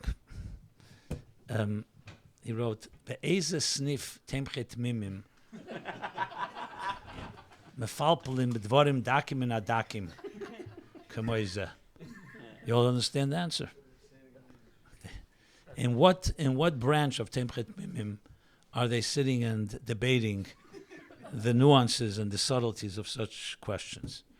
Basically, you know, what are you kriching in places you don't belong? That's essentially what the Rebbe said. Which, you know, I have the answer and I got it, but I don't regret it. I asked, and so be it. We don't have an answer. Or maybe we had a few times things like that. The Rebbe basically, I'll tell you one, actually, Rabbi and Label Groner and everybody did not want to ask the question, and I insisted, and I sent it in. I didn't care what they said. Tov Shinun. Label was involved in this stuff? Sometimes when I would bring it to the maskiris, he would look, and he always had an opinion sometimes, you know. I told him, I'm not asking you, you're your secretary, you have to deliver it. But I still had to be on his good side. I didn't want to, you know. But sometimes he would have his opinions. You know, we had to, let's put it this way, there was always some maneuvering going on here and there. But I was good with them all, but sometimes, you know, like in this case, I'll tell you what happened. It was Isru Chag Simchas Teira Tov Shinun. So we're talking about the later years now. And the Rebbe would say Kaddish every year. The Rebbe said Kaddish, I think, 4 or 5 times a year. I remember already. Besides the famous Yud Shvat, Chafov, and Vav Tishrei. And then later Chav Bei Shvat. But like he said, Isru Chag Simchas Teira, I think Yud Kislev, that they say that was for his brother, Beryl. And of course, I think Yud Gimel Iyar, for his also his brother. But we didn't know why he said Kaddish, Isru Chag Simchas Teira. There was speculation, but no one knew why. Didn't daven for the Amid. After the Kaddish Yosem. That year, the Rebbe also spoke a Sicha. The whole Sicha was Shleisha Trisin, the Mishnayos of a Yortzeit. From beginning to end, the whole thing was an explanation of Mishnayos Yortzeit. And now, we're preparing a whole Sicha in a Yortzeit, the Rebbe saying Kaddish. So, and it was a very complicated, very deep Sicha about Dirib Tachtenim and all the Taimei Habriya. So, I thought, you know, for the Shleima Se'inyan, publish a Sicha, Yortzeit, whose Yortzeit is. So I asked Label Groner, I said, do you mind asking the Rebbe? He says, no, I'm not asking the Rebbe. All the years we didn't know who it is. I'm not asking the Rebbe such a thing. The Rebbe wants us to know, he'll tell us. That was his approach. So I thought what to do. So I said, you know what? I have a bunch of questions on the Sikha anyway. You know, just that question. I wouldn't just send in one question. But since I have a bunch of questions, I'll ask the questions, and then I'll write, very respectfully, L'Shleima Se'inyan, the Te'elas Aleimdim I wrote, Ulai Kedai Lahesif, Lo Yadu Alanu. You know, we looked and we couldn't find whose Yortzeit it is. Ulai, the Te'elas Aleimdim, the Rebbe could, I don't know, I forget the Lashon, could add, you know, whose Yortzeit. I wrote it very neutrally. The Rebbe could easily have ignored it.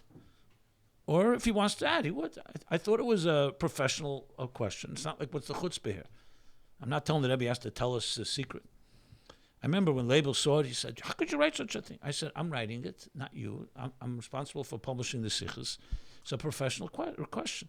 Rabbi also told me, he says, I don't think you should write it. But nobody, I had a day here. It wasn't like, and I didn't accept what they were. I said, listen, if I get a chelik, I'm going to get the chelik. You're not getting a chelik. What do you want? And what am I doing already?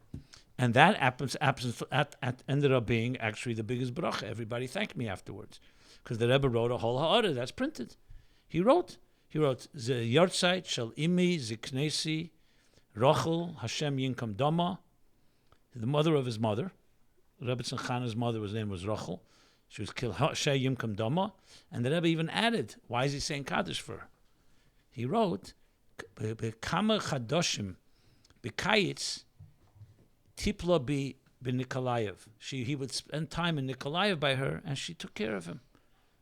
So, I mean, even without that, he could say Kaddish for his grandmother, especially if she was killed by the Nazis. But he actually writes that. So we have also a little piece of history. And then I remember Label saying, oh, so Baruch Hashem, you wrote. No, I didn't need his askama. It could have gotten a chiluk. The Rebbe could have also given a chiluk, or he could have ignored it. But I thought, like that case, I have no question marks at all. What should we ask or not? You know, the Rebbe said a whole sikh on a yard site. It makes total sense to ask. And so the heart is printed, and we have that piece of history. Just for the record, the Rebbe wrote to me on the side, not to print, that lo yadua b'bid b'diuk yem ha-yard site. Because remember, the Nazis, Yimach Shemam, they killed wantonly Jews, and no one knew exactly. That's why a lot of yard sites are like the day after Yontif. Because they had the sadism, they killed Jews dafke Yom Tevim mostly. Shavuos, Pesach, Sukkot.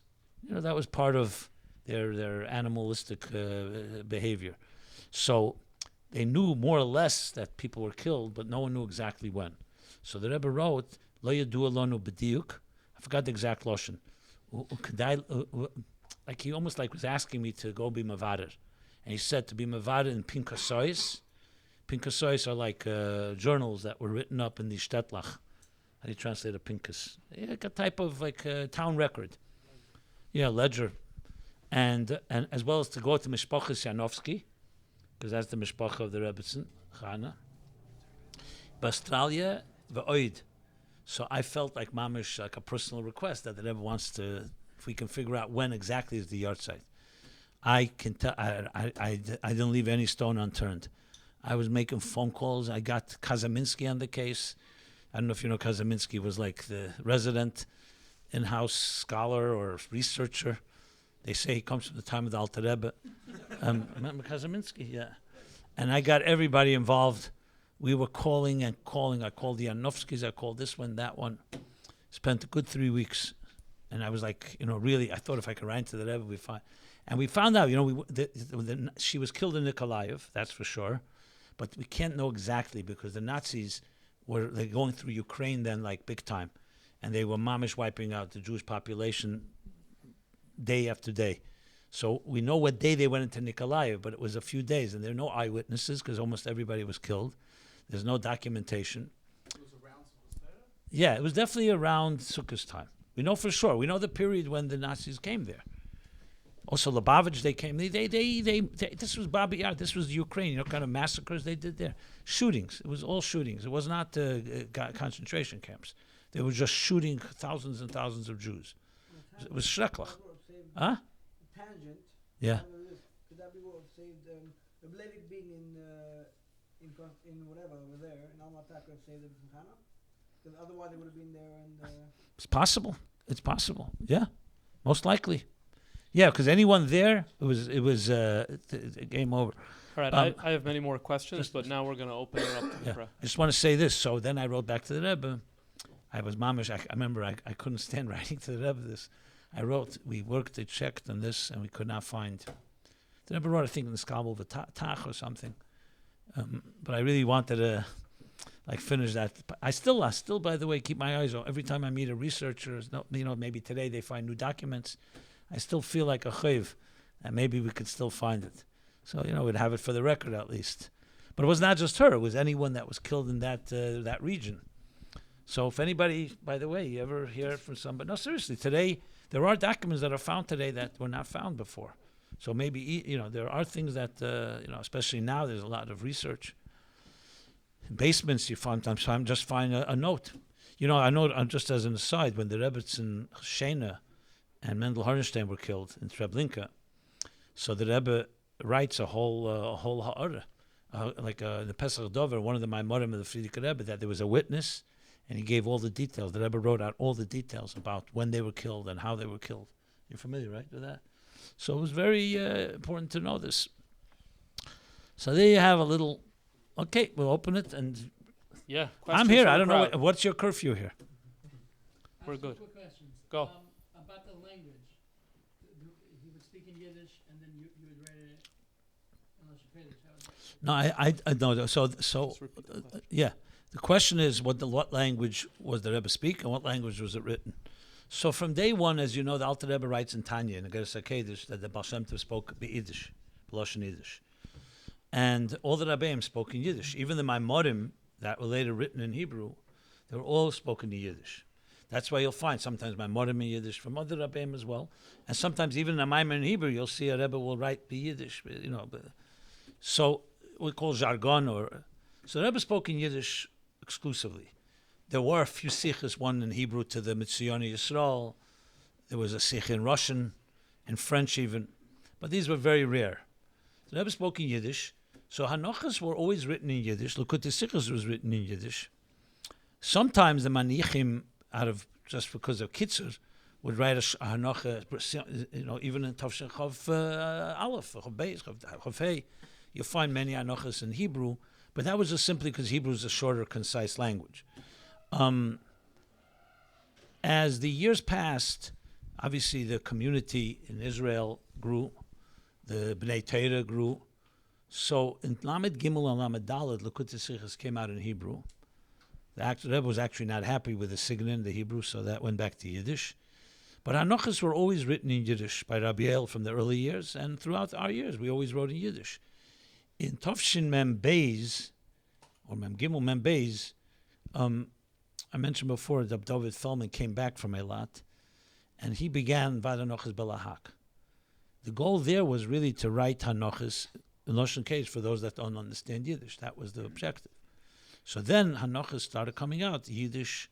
I continued working. I was working always in Yiddish. I wrote some Hanochas in Hebrew also. Some sichos, more lamdish sichos, were written in Hebrew because of more Sigun and Hatera. But the bulk of Hanochas were in Yiddish. Lahak wrote only in Hebrew. That was the whole purpose. Likutei Sichos went back to Hebrew, what year? Mem Ches, Mem Zayin. So in the later years, the last volumes of Likutei Sichos went back to Hebrew for the same reason. It was more the Lashon of Bnei Torah, basically. Now, in Sichos you have everything. Like, for example, Kuntas Yon Shoteres Achsidus is written in Hebrew, because it's more of like a classic, for learning purposes. The Hadran and Rambam Lamed Hey is in Hebrew. You have the things that were printed in Apardis and Hamoyer.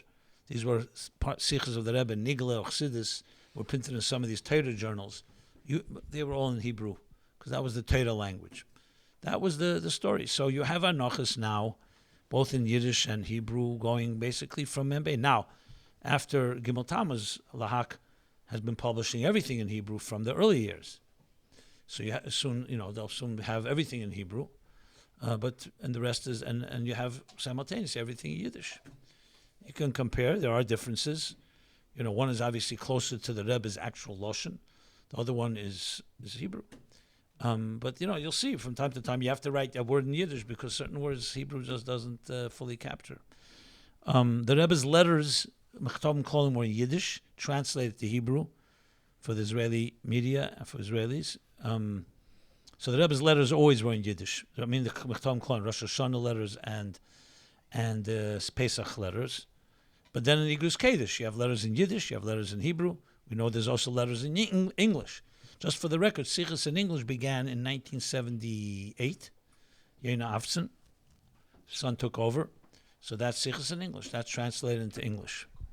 I will just add for the record, when fax machines started coming out, which was around 1985, 86, there was a period in our office where we literally were publishing every Hanocha in 14 languages. I'm not exaggerating. We had Bochum from Argentina, they did it in Spanish. We had French, we had Portuguese, Italian, Russian, even Persian. You may see in 770 sometimes there's pages in Arab, in Persian. And other languages, Dutch. I'm trying to remember all the other languages. Yeah, it was very, all Sunday, the Bochum of different countries were writing the Hanochas. Shorter versions, summaries. And they were being faxed. Remember, fax changed a lot, more than you could imagine. Because fax was the first time you can get a full printed sicha quickly.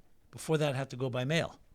I'm not talking by phone. A chazara by phone is, it's not But a printed document, if we mailed out the Hanocha, let's say on Thursday or Wednesday, it didn't get to people till after Shabbos. So in Israel or Australia or in France or England, they didn't have the Hanocha till a week later. Fax, as soon as it was written, you could fax it. And this we're talking before digital, before email and what would come later. So the faxes in the 80s changed things. Not only that, we then started writing the Teichen Chozer, and then came the Rad and the Nukudas. I mean, you have a bunch of summaries that were all done Saturday night, Mitzvah Shabbos, so people should get immediately a short version. Sunday, people already had all over the world by fax a summary. And the Rebbe, I will tell you, people don't know this, I can tell you, the Rebbe changed some signin in how he spoke. Like usually the Rebbe's directives, he knew wouldn't get to other countries for a week later. But then when the Rebbe knew that it was being faxed, he started giving directives that I knew were for Israel or other countries right away because he knew they would get the message. So, subtle difference. It wasn't very blatant, but the Rebbe definitely recognized that and therefore used the technology. You have another question? You said your main first one was the Kate stuff you remember, right? My first... That was the Motzei Shabbos or Shabbos? No, it was Shabbos. The last Mitzvah Shabbos was Shmois, but there was already going back and forth. Vayeshev was Mitzvah Shabbos. Miketz was Shabbos. Shmois was last Mitzvah Shabbos, and after that... What was the difference when you got the recording straight away Motzei Shabbos? Yeah, or for that matter, Yutas Kislev, even it was Mitzvah Shabbos, the weekdays. In some ways it was easier, some ways it was harder. It was easier because you didn't have the strain of memory. You didn't have to do it from your head. And therefore you have everything the Rebbe said before you.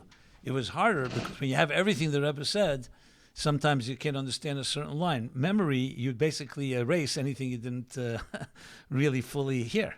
I'm sure things missing in Anochis because we just didn't understand it or we just didn't hear it right. In tape, you can't do that.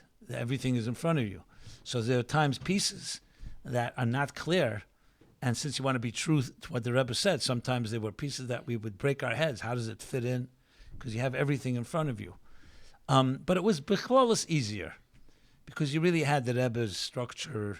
You didn't have to worry about the order. I mean, everything was there. You still had to take out redundancies. The Rebbe still did not like, just for the record. The Rebbe didn't want verbatim? No. The Rebbe was terribly upset when we did verbatim. I'll tell you Hanocha I wrote. I think it was Boitov Shemem. And the Rebbe wrote that it was started to be Makiyat. And I didn't write it for Hagah. I wrote it and the Rebbe wrote on top, Hanocha Milulis Mamish Kamei HaTape. Now, everybody thinks that's a compliment because it's Shabbos. But the Rebbe was saying it's word for word, mamish like the tape, and it's not for publishing. Remember, the spoken word is not really for publishing. Except if you have, let's say, Lahavdil presidents who read a speech. But someone like the Rebbe was the opposite. He spoke, and then we're writing it down. If you write it word for word, it's not readable, really. Remember, the Rebbe didn't speak in paragraphs. No periods, no commas. So everything has to be structured. And no, the Rebbe gave, I have many directives. That was part of, you'll share with them. I have directives from the Rebbe directly writing how to organize a sicha, how not to make it literal, not verbatim. Verbatim is good, for somebody who's mekusher to these guys that print out the crazy, what are they called? Medayik b'maimer. Every cough. And the Rebbe says, bo'osi, they'll write Beis Aleph, Beis Aleph. I mean, that's a little insane. I understand it goes with the klal shchina medaberes mitergrene, but Moshe Rabbeinu was kvad peh, but the Torah is pretty. There's no, but the Torah doesn't have any stutters in it or coughs. Even though Chanya Marozov, who was a famous Chozer, they said that when the Rebbe Friedrich Rebbe was his chaver, so they said they didn't have the same iskashers to the Friedrich Rebbe as he had to the Rebbe Rashab, and he said it's true. It's good you coughed because that's the story, because he said that the Rebbe Rashab when he was chazer also the coughs, and Friedrich Rebbe he missed a few coughs, so it means the iskashers wasn't perfect. So I mean that's a little nutty, and definitely the Rebbe would not accept something. I know sichos the Rebbe started editing and then stopped because he said it's not written. It's not the written word; it's the spoken word. Spoken and written are two different worlds. I mean, you have to be a writer to see that. It's just not, you just can't do it that way. And writing, in general, writing, for example, if the Rebbe chazer over something 10 minutes later, you can't just, you have to sometimes organize it and make it more like one cohesive piece, etc. We had a typist, I don't want to say names, but he was called a bocher azetzer. So the Rebbe would say, bocher azetzer basically just, he knows how to, azetzer means a typer. He zetzes. And he doesn't have any seichel. So I remember I come one day to the office, and he typed up the whole sicha that I wrote up, and I see, very strange, like all the paragraphs, he changed my paragraphs. And I'm looking at the pages, and I say, what is this? Paragraphs that end the middle of a sentence, So I said to him, what'd you do? He said, I wanted it to look good, so I made 4 paragraphs on every page. Each one has 5 lines. So for design purpose, it looks perfect. So I said, you ever see a Gemara? Any 2 pages alike? They don't have to look. It's not looks. And he didn't understand that a paragraph has a beginning and an end. And if you end the paragraph, you can't even read it properly. Anyway.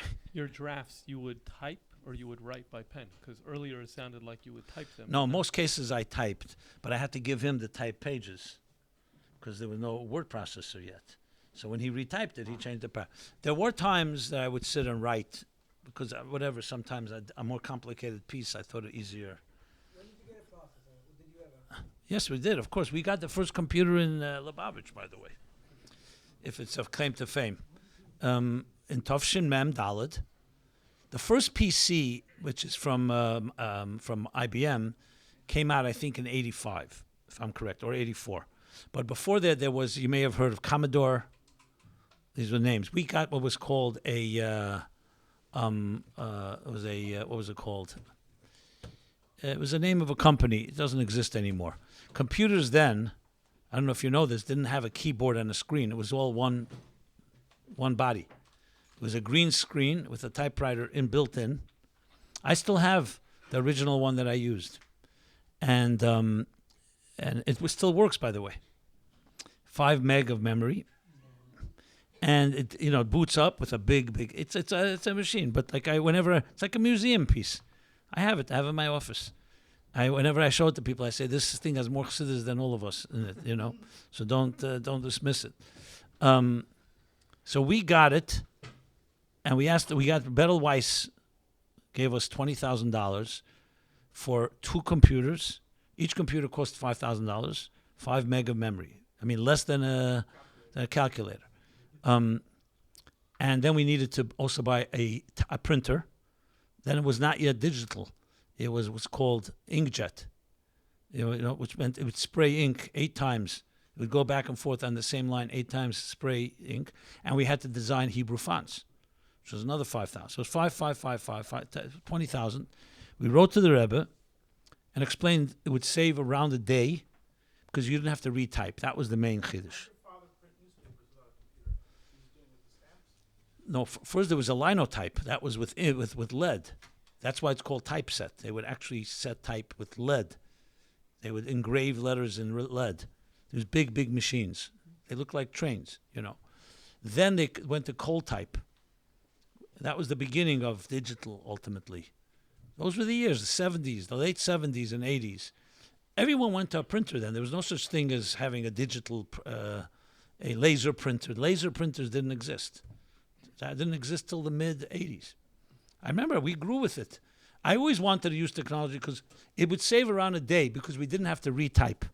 That was the chiddush of a word processor. Once you type it, you could edit it as many times as you like, and you don't have to retype.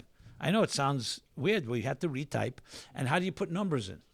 We had a guy with wax, with little numbers, and a razor blade, sticking numbers like these superscript numbers. You have to do it all manually. And if there was a mistake, there was a thing called whiteout. You had to white it out and retype over it. And if a paragraph was forgotten, instead of retyping the whole thing, we had to cut. Don't ask. It was but you do it. You do what you had to do. How was accounting done before computers? Handwritten, writing, the good old-fashioned way. So we wrote to the Rebbe, and the Rebbe wrote back, why 2 computers? So I wrote because I need one to type the original, And meanwhile, the other guy can work simultaneously. So the Rebbe wrote yes. And that was the Askama we got. And that was that. Why did you feel you needed to get permission? We worked in the sichos, and we felt we didn't want to do anything without the Rebbe's skama or bracha. Also, the letters would have changed. The Rebbe would see. It was a different type. It used to be typewritten letters. And the Rebbe actually chose the font. We showed the Rebbe 3-4 fonts. We asked him which one he wants, and he chose. We tried to copy. Frank Rule was the real font that was always used in Sfarim. Even that's not today the same. Like if you look at Sefer Erchim, the original, you'll see it's classier. The old fonts actually were classier than the new ones. I mean, it's easier today, and it's almost it's like a no-brainer. It's changed completely. But we asked the Rebbe chose the font, and then I remember once we by mistake did a different font, and the Rebbe sent it out and says it can't be read. You redo it. So we redid it. You had a group of like Bikiyim and all of like Torah, or I mean, not one person on. But like, how did you know where to even look? Let's say Amar Mokim. How did you know? Very good question. It's a good question. Well, let's put it this way: none of us could do this without some measure of b'kiyas. So I'm not going to speak about myself, but yes, I had a little b'kiyas. It's not just about writing from memory. You have to look up a Maimer Chazal and compare. Not only that. I mean, I could tell you, I didn't start writing the Hanocha, actually typing, until Sunday late afternoon. What did I do all Sunday? I was researching. Because after the Chazara, we had the Rebbe's points. But now we had to look up. Like, for example, the Rebbe, let's say, spoke about something, and then you found in Torah that's what the Rebbe was talking about. Or you found a Zohar. The Rebbe didn't always quote and say, I'm quoting from here. The Rebbe was like a walking encyclopedia. But then you can have some Rishon that is not even in print. So hold on. So let me tell you. So first of all of us had to have a measure of Pekiyas.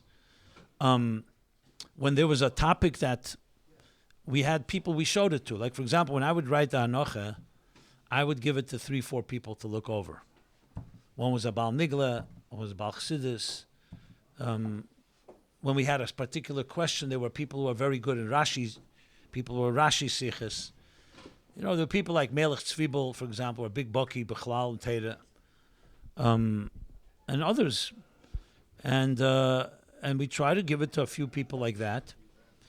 Now, Shkias Miyovin, I'm sure there are things we may have missed. We may still have things that the Rebbe quoted that we maybe have never. But the Rebbe, generally speaking, there weren't many obscure sugyas that we couldn't find. Someone who knows their stuff doesn't mean they know it all, but you know how to find it.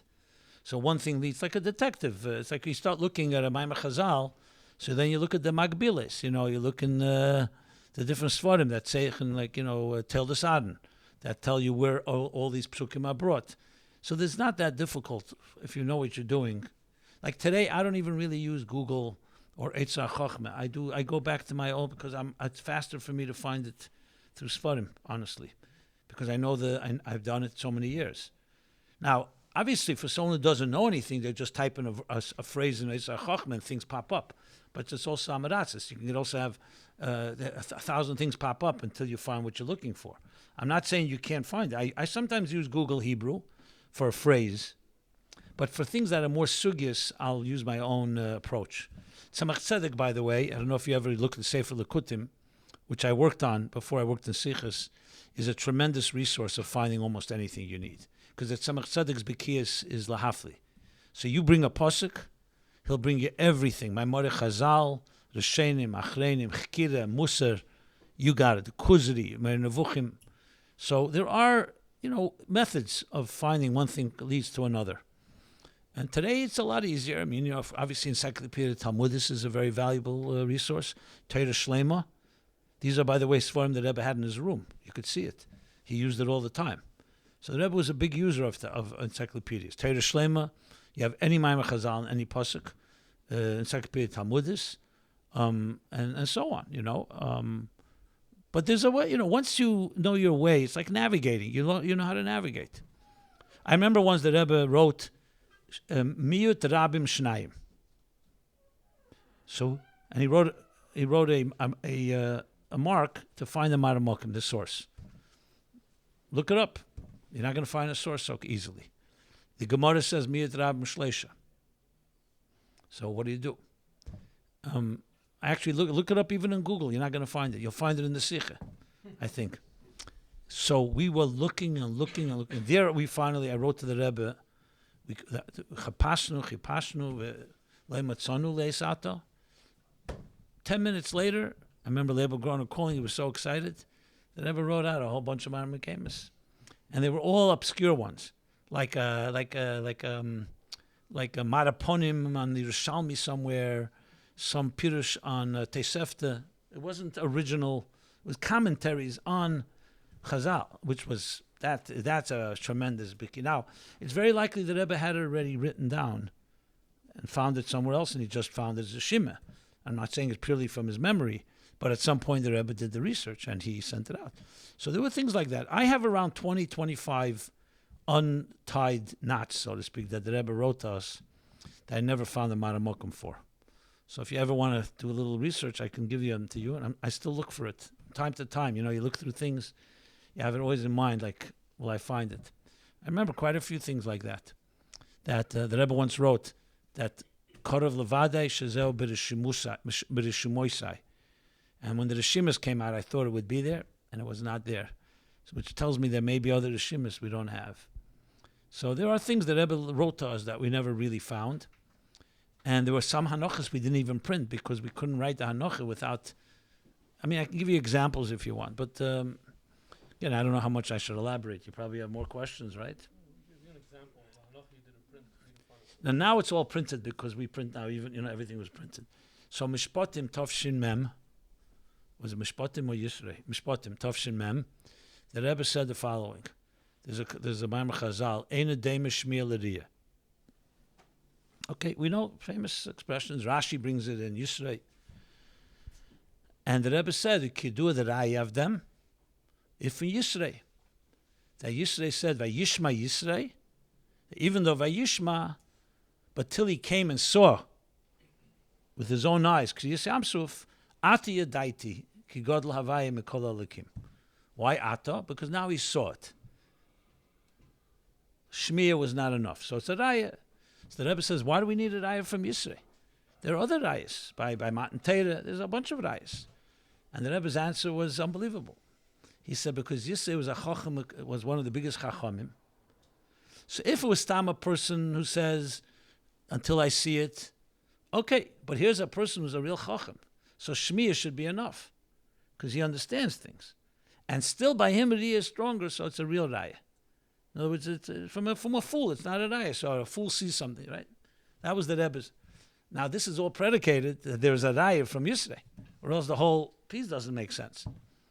And so I thought, I'll look in Medrash, I'm sure it says Yisrei. I look in Mechilta, all the places, all the regular sources. He's not mentioned, even though it's in Pasha Yisrei.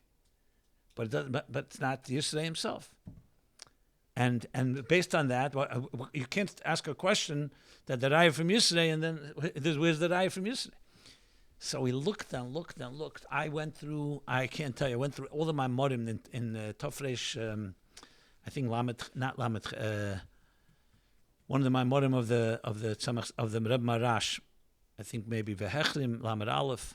He talks a lot about Riyah and Shmiya. And I remember going through the pages, and every time I saw it, I said, maybe here it just has to mention Yisrei. That's all we need. You need one place. Couldn't find it. So I wrote back to the Rebbe. And that's where the Rebbe wrote, Korov Levadei Nimtze B'Rishumoisai. And at the time I asked Label, I asked people, are there Rishimas? I mean, we knew there were Rishimas from the Rebbe, but no one was going to show them to us. And also, I don't even know if Label had a right to, it was by the Rebbe in his private drawer.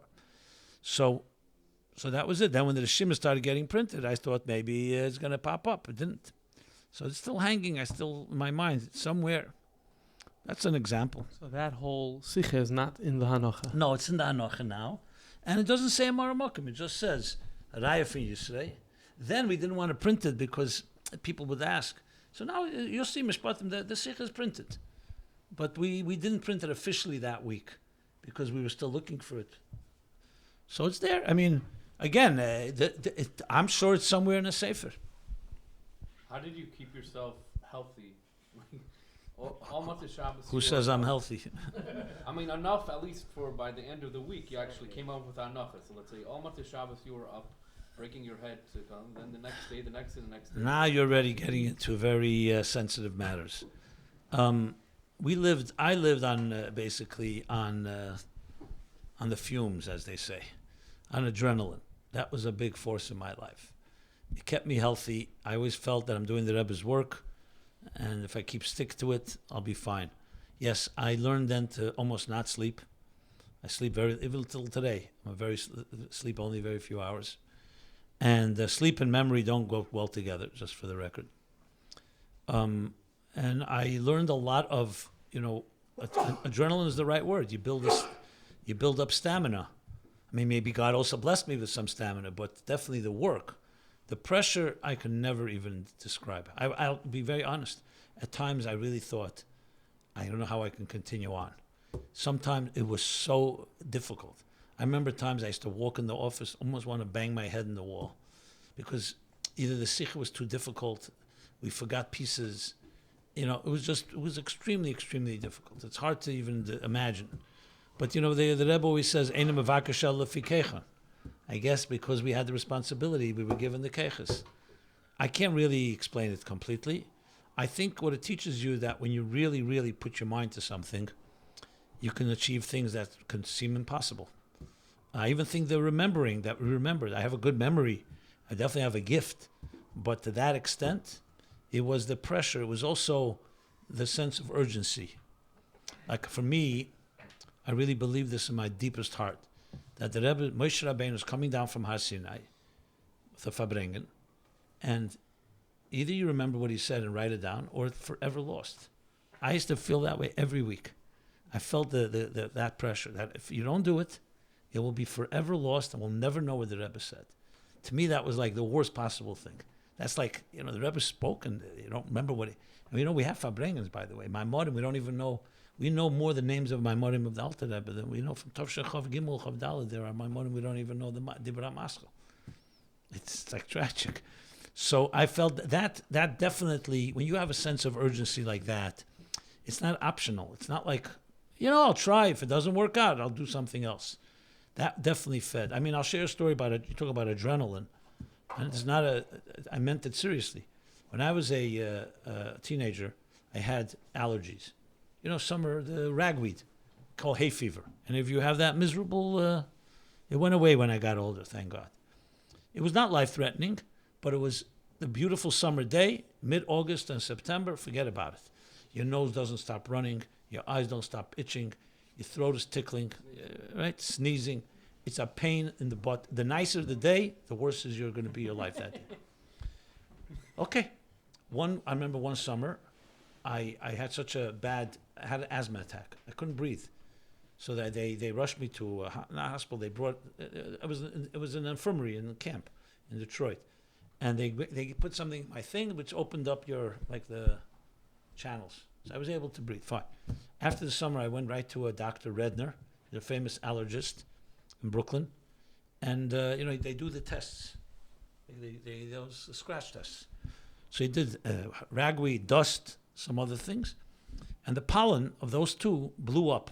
I had a very severe reaction in his office because I was very sensitive. I was a very low tolerance. And I right away had another attack. I really couldn't breathe. So he came and injected me with something. And suddenly everything cleared up. It was like Gan Eden. I couldn't believe it. I said, "So what are you doing all this stuff? Just inject me." He said, "This is adrenaline." Adrenaline. And if you keep injecting, you're going to build up tolerance, and then it gets very dangerous. Adrenaline is not something you want to play with. It's like it's a very powerful drug. So I said, "Is that the adrenaline that we talk about when you get excited? When we get excited, adrenaline runs through you?" He said, "Yeah." And I said, "Can I ask you something? I have these allergies, but every time Sunday, I don't feel these allergies.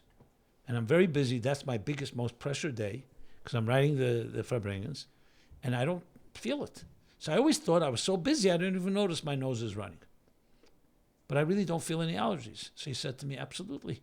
When your adrenaline is flowing, you have a superhuman control over yourself. This is what he told me. He said, you ever see opera singers, pianists, concert pianists, actors in Broadway? They never sneeze and they never yawn.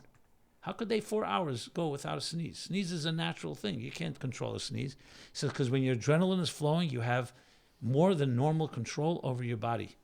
That's why if you set your mind to wake up 6 o'clock in the morning, you don't need any alarm clock. You'll wake up exactly 6, which is a fact. If you really set your mind, it has to be like very important to you. So I said to myself, 1 second, here's a chemical called adrenaline. And when it's really rushing through your body, it physically gives you a healthy, you can be more immune. I mean, I'm answering your question. I have no doubt it's part of that. I think people who have a sense of urgency in life and like they know they must do it. It's not like today we have, it's optional, maybe today, I'll do it tomorrow. There's always, we have no emergencies, which is a blessing, but it also creates a, I have to tell a joke, if I may. The guy was sitting on a bench and he's all very upset, an old Jew. His friend comes over to him and says to him, what are you so depressed about? He said, my wife is very angry at me. What happened? He said, "She's very angry. She's always angry at you. What's the big thing?" He said, "No, today's something special. This morning, she went to work and she asked me what I'm going to do today. So I said nothing. She said, you said that yesterday. So I told her I wasn't finished." Okay, so there's the art of doing nothing, and that's the opposite of adrenaline. That's all I wanted to say. Can you talk for a minute about the sichos that you didn't put to writing because maybe they were too sharp or something like that? Yeah, of course. You'll find in Hanochis sometimes the word Chozer, sometimes Chozer Ktsas. Those are usually lines or words that Rebbe said very sharp about himself, which we just didn't feel comfortable to write. Or it was something about a person or a moisid that we knew the Rebbe wouldn't want to be publicized. In most cases, we had our own common sense to know that. There were instances where the Rebbe made it very clear we shouldn't publish something. Can you give us some examples? Yeah, I will. These were always Shabbos? These were always Shabbos? Not always. There are sichos like Yud Beis Tammuz Chav Ches. You'll see a whole sichos Chozer there about when they tried to, put a microphone in the Rebbe's room. It's on a tape, I'm sure, but maybe the tape is also, I don't know. Well, let me say, I didn't finish. I didn't finish. Hey, my friends, I didn't finish the story. So in the official Anochas, you're going to find Chozer or Chozer Ktsas, and sometimes the whole sikh is not there, and we might not even write Chozer. I'll give examples in a moment. Between us, I wrote everything. But then I would make sure that the one who's typing it didn't type that, so it didn't get published. So I kept for myself what has been known as ashmotas. Now those ashmotas have already been smuggled out, so people have that. I think it's on Rebbe Drive even, frankly, or other places. It still needs to be used with discretion. Frankly, even the Rishimis of the Rebbe, there are pieces that were not published because they're very sharp, very personal. And we had discretion. It was in most cases pretty self-understood what you shouldn't publish. To give an example, I didn't even want to say it because that's the reason we didn't publish, but I'll just give an example. The Rebbe sometimes would speak about himself quite critically. Like he would bring, that the Maimer Chazal says that someone that doesn't have Yiras Shamayim, that's why you don't listen to him. So since people are not listening to the Rebbe, that means he doesn't have Yiras Shamayim. We didn't think it's appropriate to write that. Uden in the loy shamin. It says, someone that doesn't... so things like that we would not publish, or the Rebbe would speak harshly about himself, about why is he even coming out to Fabringen, it's a waste of time. Did Rebbe never Did Rebbe never push back at you to print it? That for sure not. If anything, we probably printed some things the Rebbe wouldn't have been so happy about. No, the Rebbe never commented on this at all. Huh? It had to be said, just not repeated. The Rebbe did write to me once, Loi kol mash nidbar, b'sefades kedish, b'shabes kedish, b'raive deraive lefnei chesidim, yishayich la'atfosa. He for sure wrote that more than once. I got that settled once. Meaning sometimes, for example, the Rebbe would be very sharp. I'll give you an example. people criticize, let's say, Mifza Neshek. Light, little girl should light. It's a minig aveseni biyadenu, a new minig. What is this? And the Rebbe would sometimes respond sharply, like saying, "And your grandmother's read newspapers." So since there's more cheshach, we need more air. In other words, only you go back to the past with mitzvahs. What about all the negative things that you're doing? So a thing like that, if we wrote that, once I wrote it in a sicha, and the Rebbe wrote back, how many people are going to start lighting Shabbos candles if they read that? In other words, the Rebbe said it in a fabrengen of the record to know the fact. But Rebbe also was practical. Such a line is not going to necessarily be mekar of someone. It's like someone's going to go. So this you need to have seichel. This comes down to things even like Mashiach. And there are a lot of things that are true.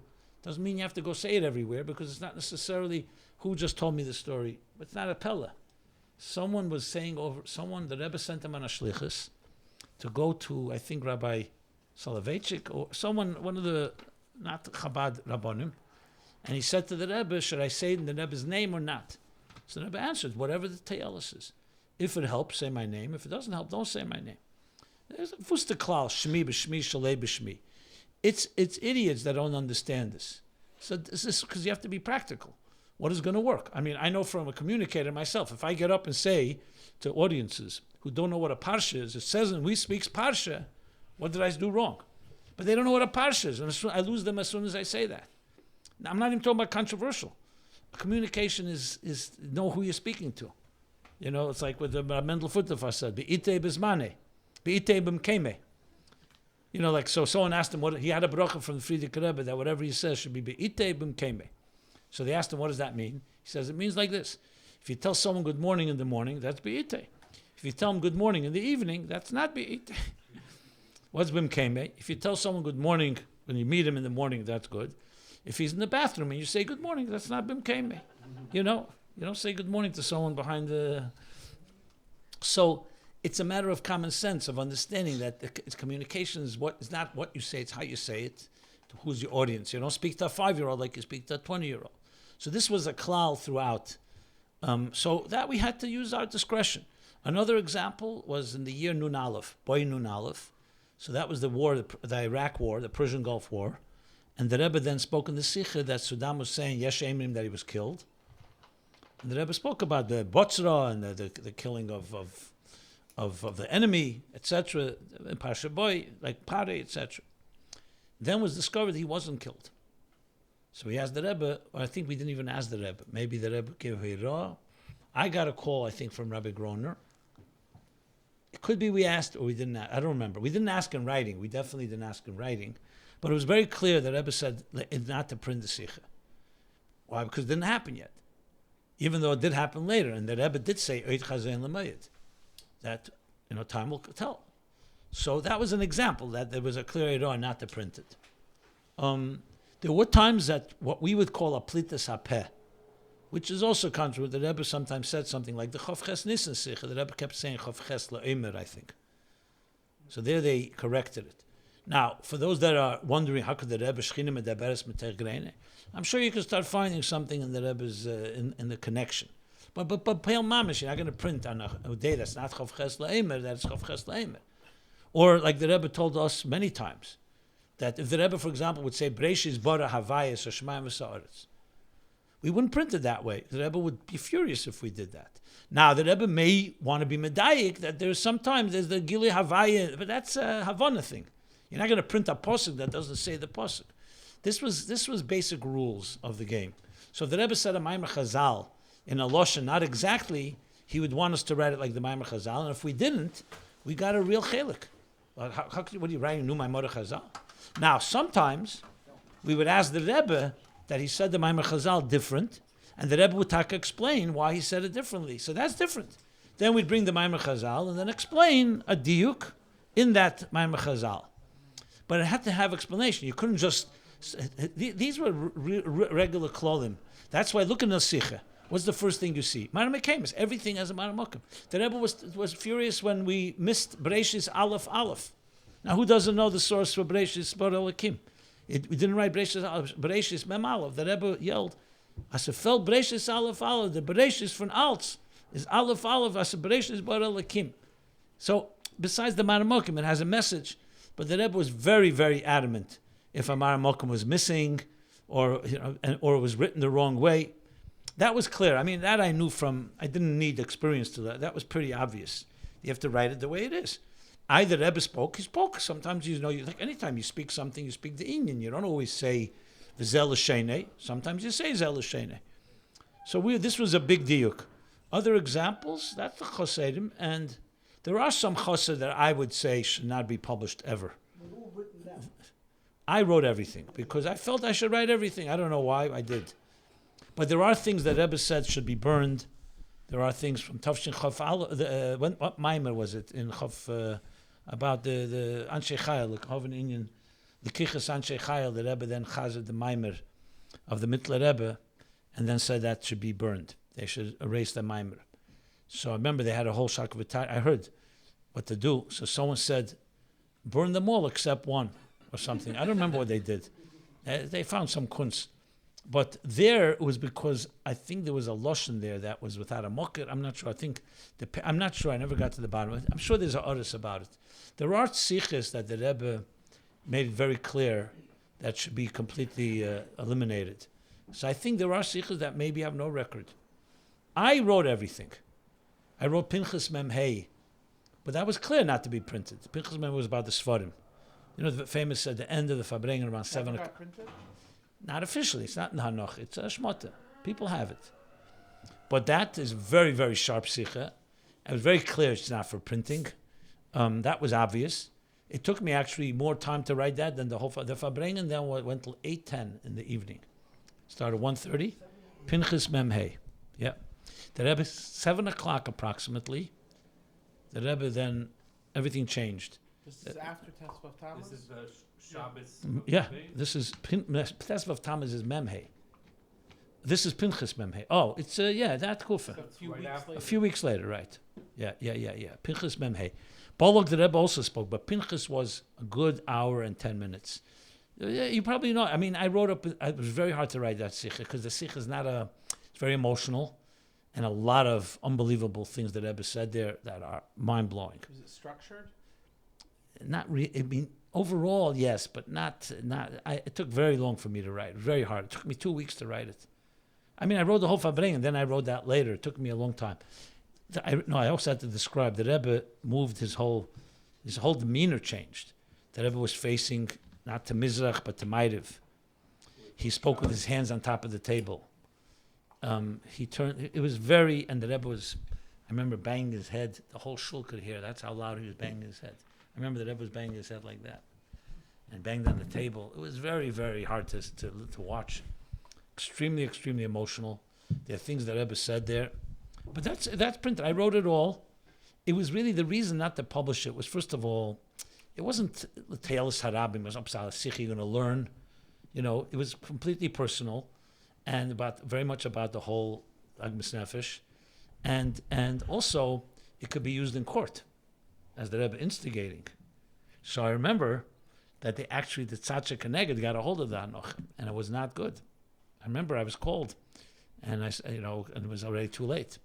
I didn't give it out to anyone, but someone snuck it out, and they got a hold of it, and they tried to use it against the Rebbe that he instigated. The guy, how did they get punching the Chana? How did they get that Hanocha? I don't know. Some idiot. I wrote it really internally. Someone didn't realize. I mean, there were always people around, but such a sikh. I tell you, people who never read sikhs, those sikh everybody read.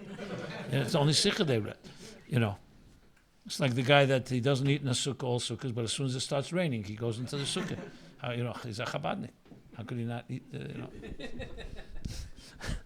He could eat chametz all Pesach, but matzah shriya, and Achos Pesach. So no, I wanted to say this. So I'll just chazer two things from that sikh, if you like, from Mem Hey, that really left a big reshem on me. The Rebbe also spoke cryptically. It was like he was speaking about one thing, and that one so. By then, everybody knew what was going on. Yeah, but not everything behind the scenes. I didn't know half of what the Rebbe was saying.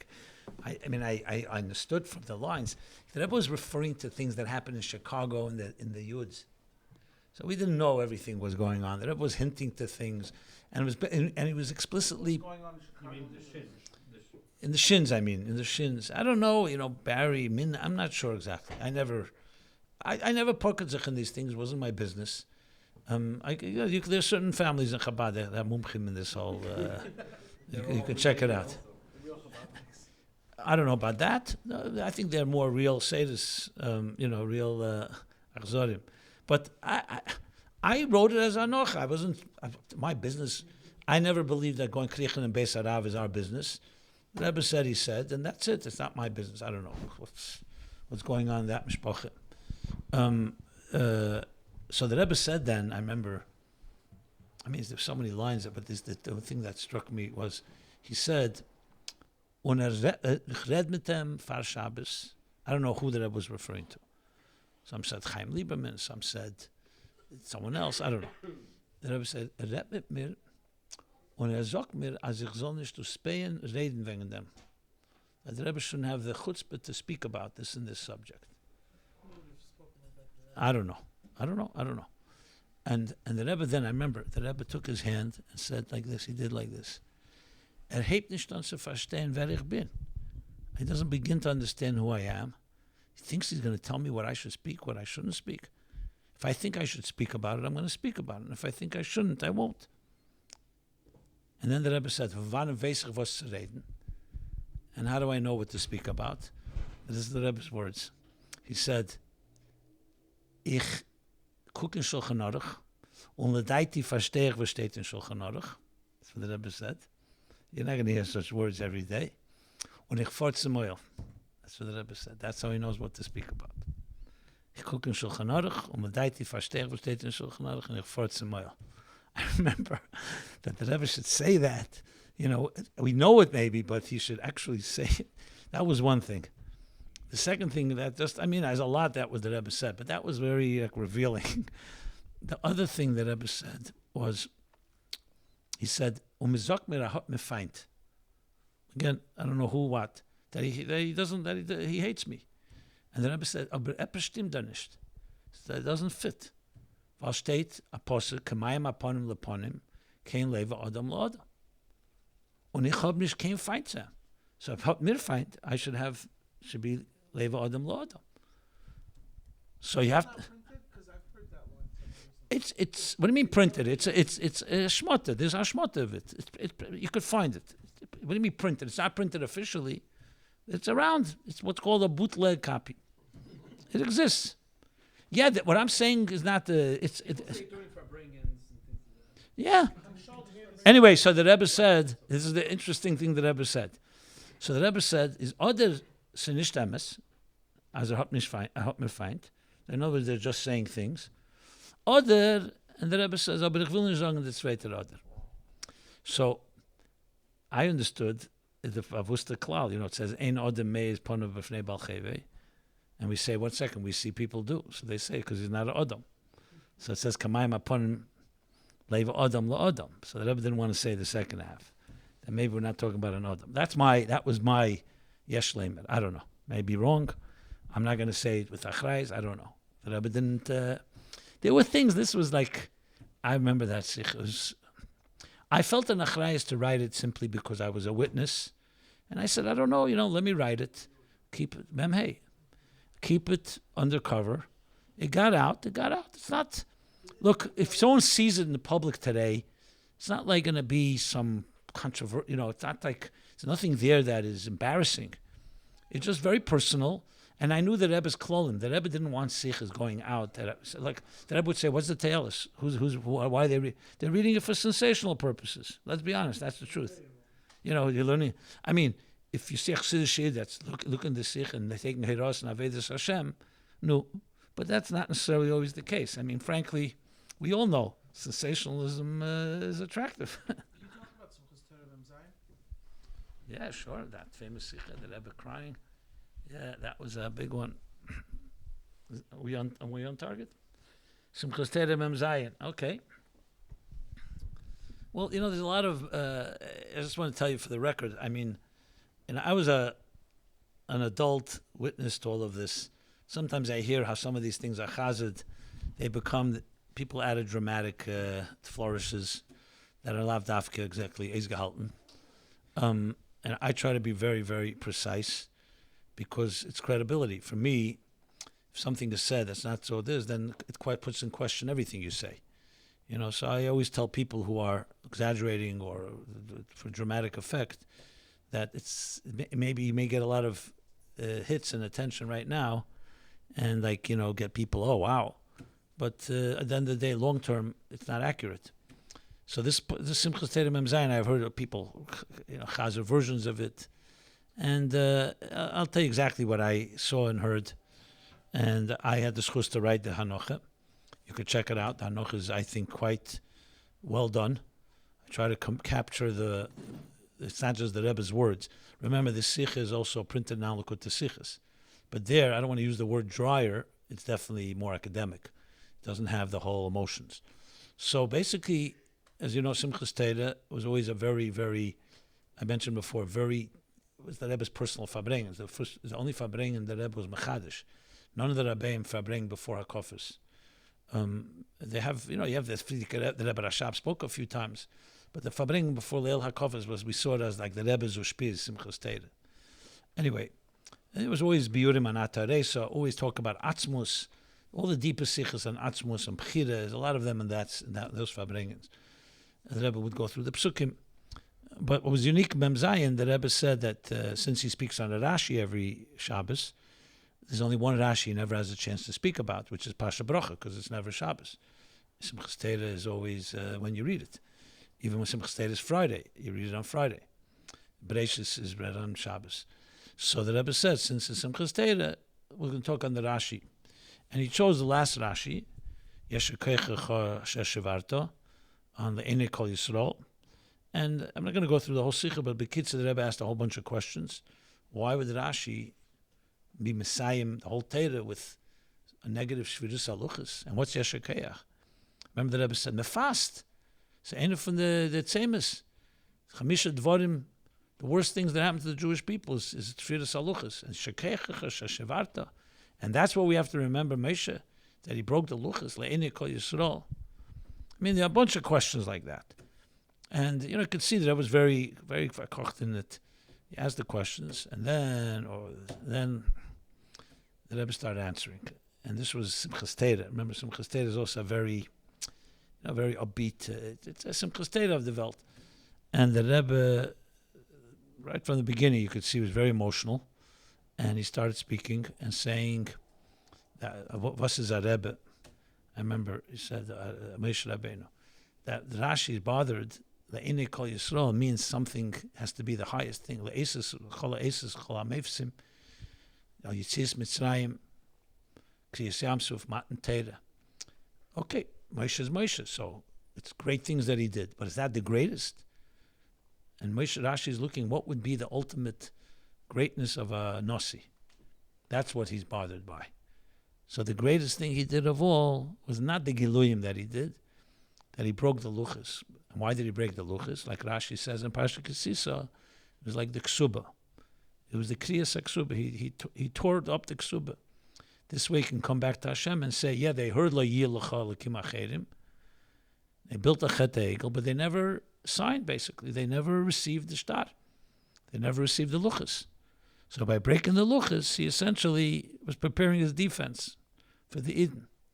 The Rebbe said, Das is a Nasi. And the Rebbe started crying at this point.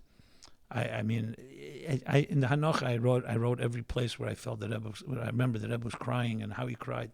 Some places uncontrollable. Imamish couldn't even hear the Rebbe's words. And das is a Nasi. I remember he said, as Mesa Nefesh, nicht nur sein Guf, nur seine Neshama. Because it's a Teira. Luchis. It's a Luchis. Luchis is Shenis. Even a Sefer Teira falls, God forbid, by mistake. We know what kind of big thing. And this is not just a Sefer Teira. It's a Luchis, and not by mistake. It's deliberate. Chayenu ve'erech yemenu. I remember that I was saying, this is Teira Hashem. And that's what he breaks. So because Eden are more important than anything. And he was going to show the Eibishter that you cannot destroy the Eden. That was the Ene Kol Yisrael. That was the gist of it. It's hard for me to capture. I mean, I have to chazer it with the ganze chazara. But the Rebbe was, I remember, was crying, and it was the whole mood. It was quite noisy, by the way. A lot of people never even heard the Sikha properly, but I heard it very clearly, and it was very, very prominent, and it was unbelievable. It was one of the moments where the Rebbe was mamish talking about a Nossi, and when you hear the Sikhi, the whole Rashi comes alive. What means Yeshakech? Why would it be Yeshakech? What kind of Yeshakech?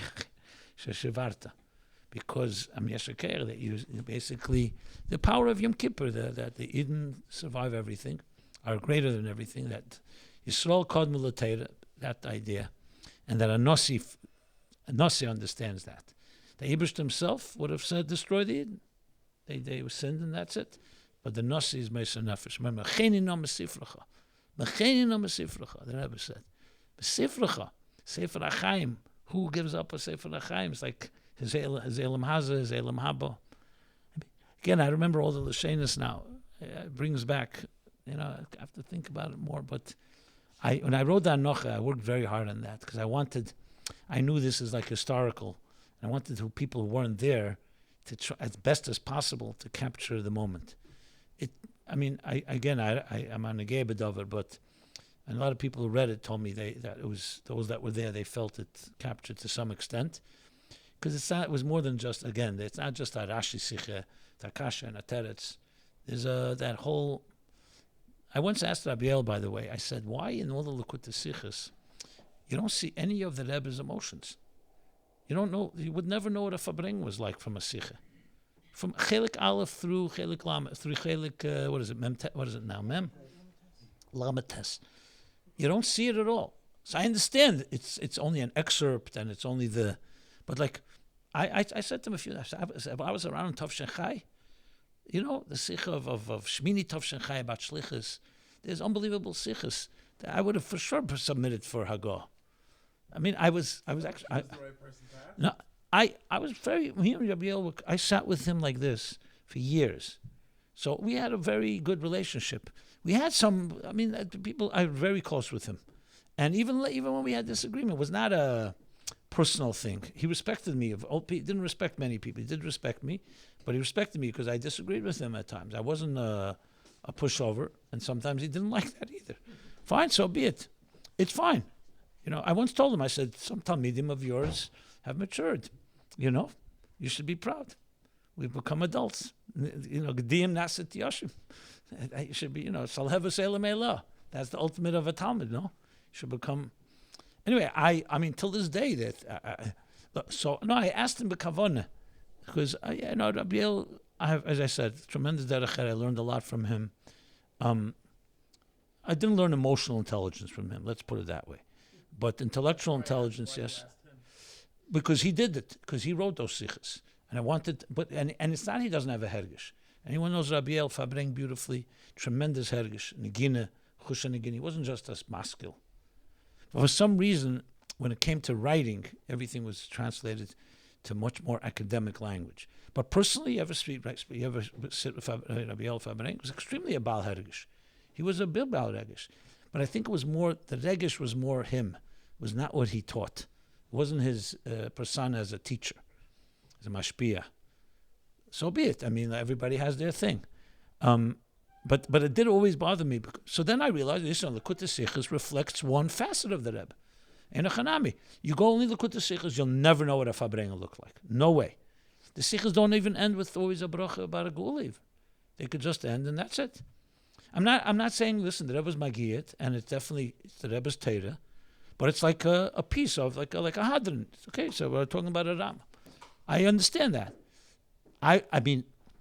Look, at the end of the day, we do have that nochas, and you could get, if you want the Sicha Simchas Teira Mem Zayin, the Likut, as Muga, it's correct, and everything there is B'diuk, but you're not going to get the Regish of it. No way. I know, I'm sure, I'm a big believer that even Mugadik and my Morim or Sichos, it's L'Shlema Seinian, it's Kedai to look at the Hanochas before it was Muga. I know some people don't hold that. Rabbi didn't hold from that. I disagree adamantly with that. Why not? The Rebbe spoke it this way. We're not suggesting that the Bilti Muga is more authoritative than the Muga. No. But if you want certain, I know when I learn a Sikha that's Muga, I go back, even ones that I prepared, I go back many times to the Hanocha Bilti Muga, sometimes a nuance, Sometimes I focus, the way the Rebbe told a story. There's nothing wrong with that. I don't see any issue with that at all. I don't believe in again, authoritative. Obviously, what the Rebbe's Magi is the one that's most correct. And a Bilti Muga could have mistakes and so on. But if you want the Regesh, you have to go back there. Just like listening to a tape. What's wrong with listening to a Farbrengen, even if it's printed and Muga? You hear the Rebbe's voice, you hear a niggin, you hear the Rebbe's, emotions. A lot of that is not captured in a printed version. Sometimes if you go to the Sichos Kodesh and you look, it will say, this part was Yatzel La'er B'kuntzah B'fnei Atzma, and it's Muga. So in other words, the Bilti Muga is not accessible to us. Well, first of all, even there's probably Hanochas that just didn't make it to that book. So it probably exists.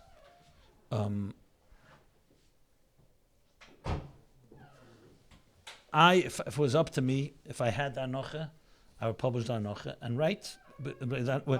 I'd write by the beginning of the Anocha that sichos hu gaidei Rebbe, I'd like kvedus amushli to v'nitfas here and here, and it's clear that this is built in Muga. I don't see any issue with that. Look. You didn't do that. There are sometimes you didn't do that. Maybe because we were lazy, to be honest. Maybe we didn't have the time to do it. I don't even remember why. You still have a bunch of anachos that you have printed, right? I gave everything to Hebrew books. Everything is online. It's not. People want to print it in books now, from Mem Beis to Nun Beis. Till Mem Aleph they did. From Mem Beis to Nun Beis, people want to print all the Yiddish anochos. They exist. I can't say every tape exists, but the Shabbos and Yom Tov for sure. And I am happy to. I have no reason not to publish it. We just listen. To the Hak's credit, they were very into the publishing Sfarim and they kept up to it. And we in Hanochas didn't publish all the Sfarim.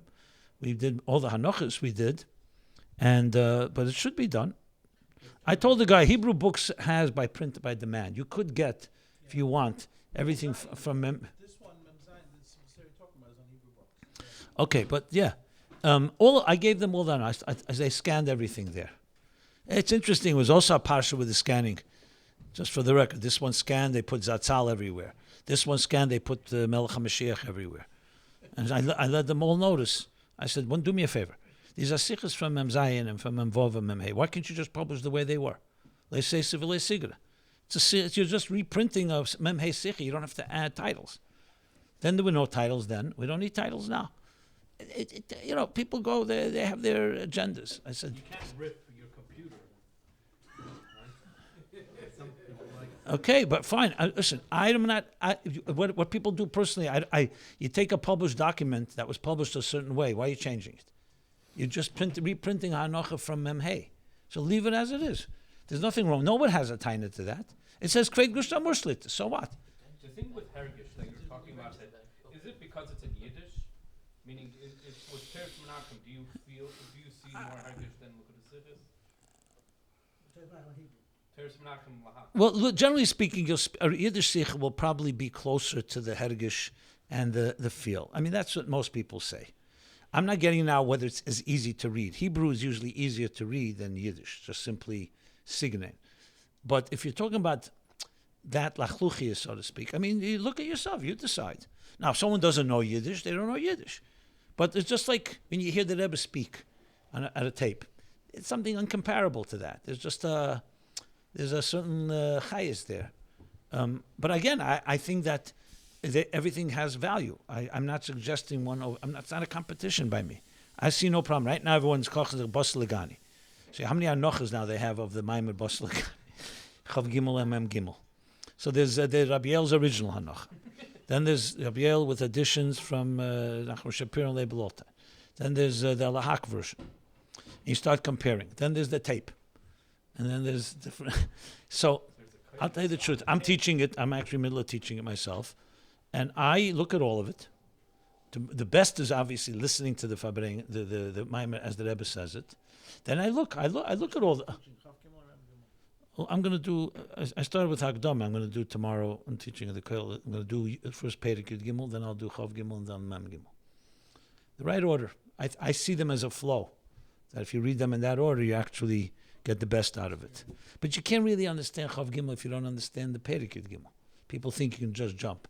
No, you have to. Chav Gimel is a beard, and so I'm looking at that all. I looked at just today. I was looking at the Lahag version versus Abiel's original. So Yesh Bezel Mashem Bezel. Lahag did do certain things are a little more spelled out, but Abiel's is a little more bediuk in certain places. So I go back to the tape. And I see the tape. Yeah, I know. I'm a maniach myself, so I could see why someone would have, because they're working with the same original, but sometimes the Rebbe didn't spell something out. I'll give you an example. That in the Perikid Gimel it says, "Elam ein sof lifnei tzimtzum." So I pointed out in all these groups, what does that mean? Where do you see such a law? Elam ein sof lifnei tzimtzum. It's Elam ein sof lifnei atzilus. And when you look at the Maimer in Tafresh Pei, which is the Yisod of Bos Lagani, it says Lifnei Atzilus. So everybody's commenting. So I went to the Chav Gimel Maimer, and Taka the Rebbe never says Lifnei Atzimtzum. He says Elam Ein Sof, and actually he compares it to Ak, which is La'achar Atzimtzum, the Rebbe. So it's almost a Taz the Muchach in Perik Yud Gimel, because everything seems to we don't have expression. It says ein mesinas malkum le'elam is klal lifnei atzimtzum. So what means elam is? So there is atzilus the klolos lifnei atzimtzum. Anyway, you could push it, but no one's going to take a chrayis because it's not from a ksaviat kedush postelagani. It's from a hamaitik, so it could be an error. But here's an example. So then I looked in the lahakanoche. They wrote elam is ein sof lifnei atzimtzum, but the Rebbe didn't say that. They just copied what it says in Perik Yud Gimel. Yale did not, because the Rebbe never said it, and he chapped, so he didn't add that. But they didn't realize; they just wrote from Perek Yud Gimel. So that's a small, But the Rebbe in Chav Gimel never said that lashon. He says Elam Ein Sof. He never says Lifnei Atzimtzum. But they wrote it because they didn't necessarily think. Rabbi El didn't. So I would defer to Rabbi El here because the Rebbe didn't say. If the Rebbe said it, Chav Gimel, then you go with the Rebbe. But why do you have to add it if the Rebbe didn't say it?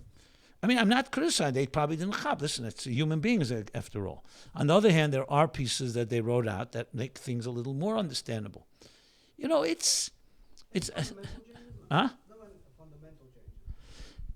No, but these things like this is Elamus Ein, is that's fundamental? Depends. If you're a real Medayik in Chassidus, it's fundamental. Is it fundamental? I haven't seen anything I would say is too different Havana in the Maimer. No, I don't think it's that extent. At the end of the day, it's more language and context. Okay, I mean, we need to do a formal end to this program, and then you can continue answering individuals. So, to all of you heroes who managed to stay till now, kol hakavod to you.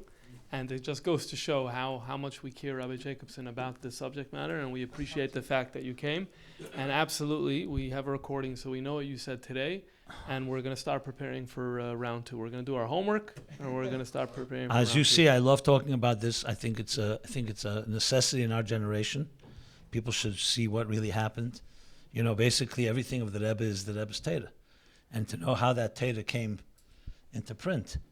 There's a lot of myths and falsities that go around it. People think the Rebbe was hands off or something. You could see the Haggas were very intense, and it's important to know how authoritative it is. And yes, it's true, we wrote the Hanochas, but the Rebbe was Magia, and the things not, obviously things that are not Mugia are always subject to questions, and the Rebbe wanted questions. So I think I'm very happy we're doing this, and I'm happy to do more of it. And maybe some of the people still here, if they can get a closer look at some of the materials, if possible. Okay. Sure. And you'll send them the thing that I wrote up. Absolutely. We start the whole thing over and record. Don't tell me that. This is very precious. Was this like a Shabbos Verbringen? No, we have Chozer here. They'll Chazer. 3 hours. You have 3 hours? You have the whole thing? Okay, excellent. I can do another 8. 8 hours? You had times the Rebbe would say to finish something, like he would just keep editing it. He would tell you Yeah. to print it.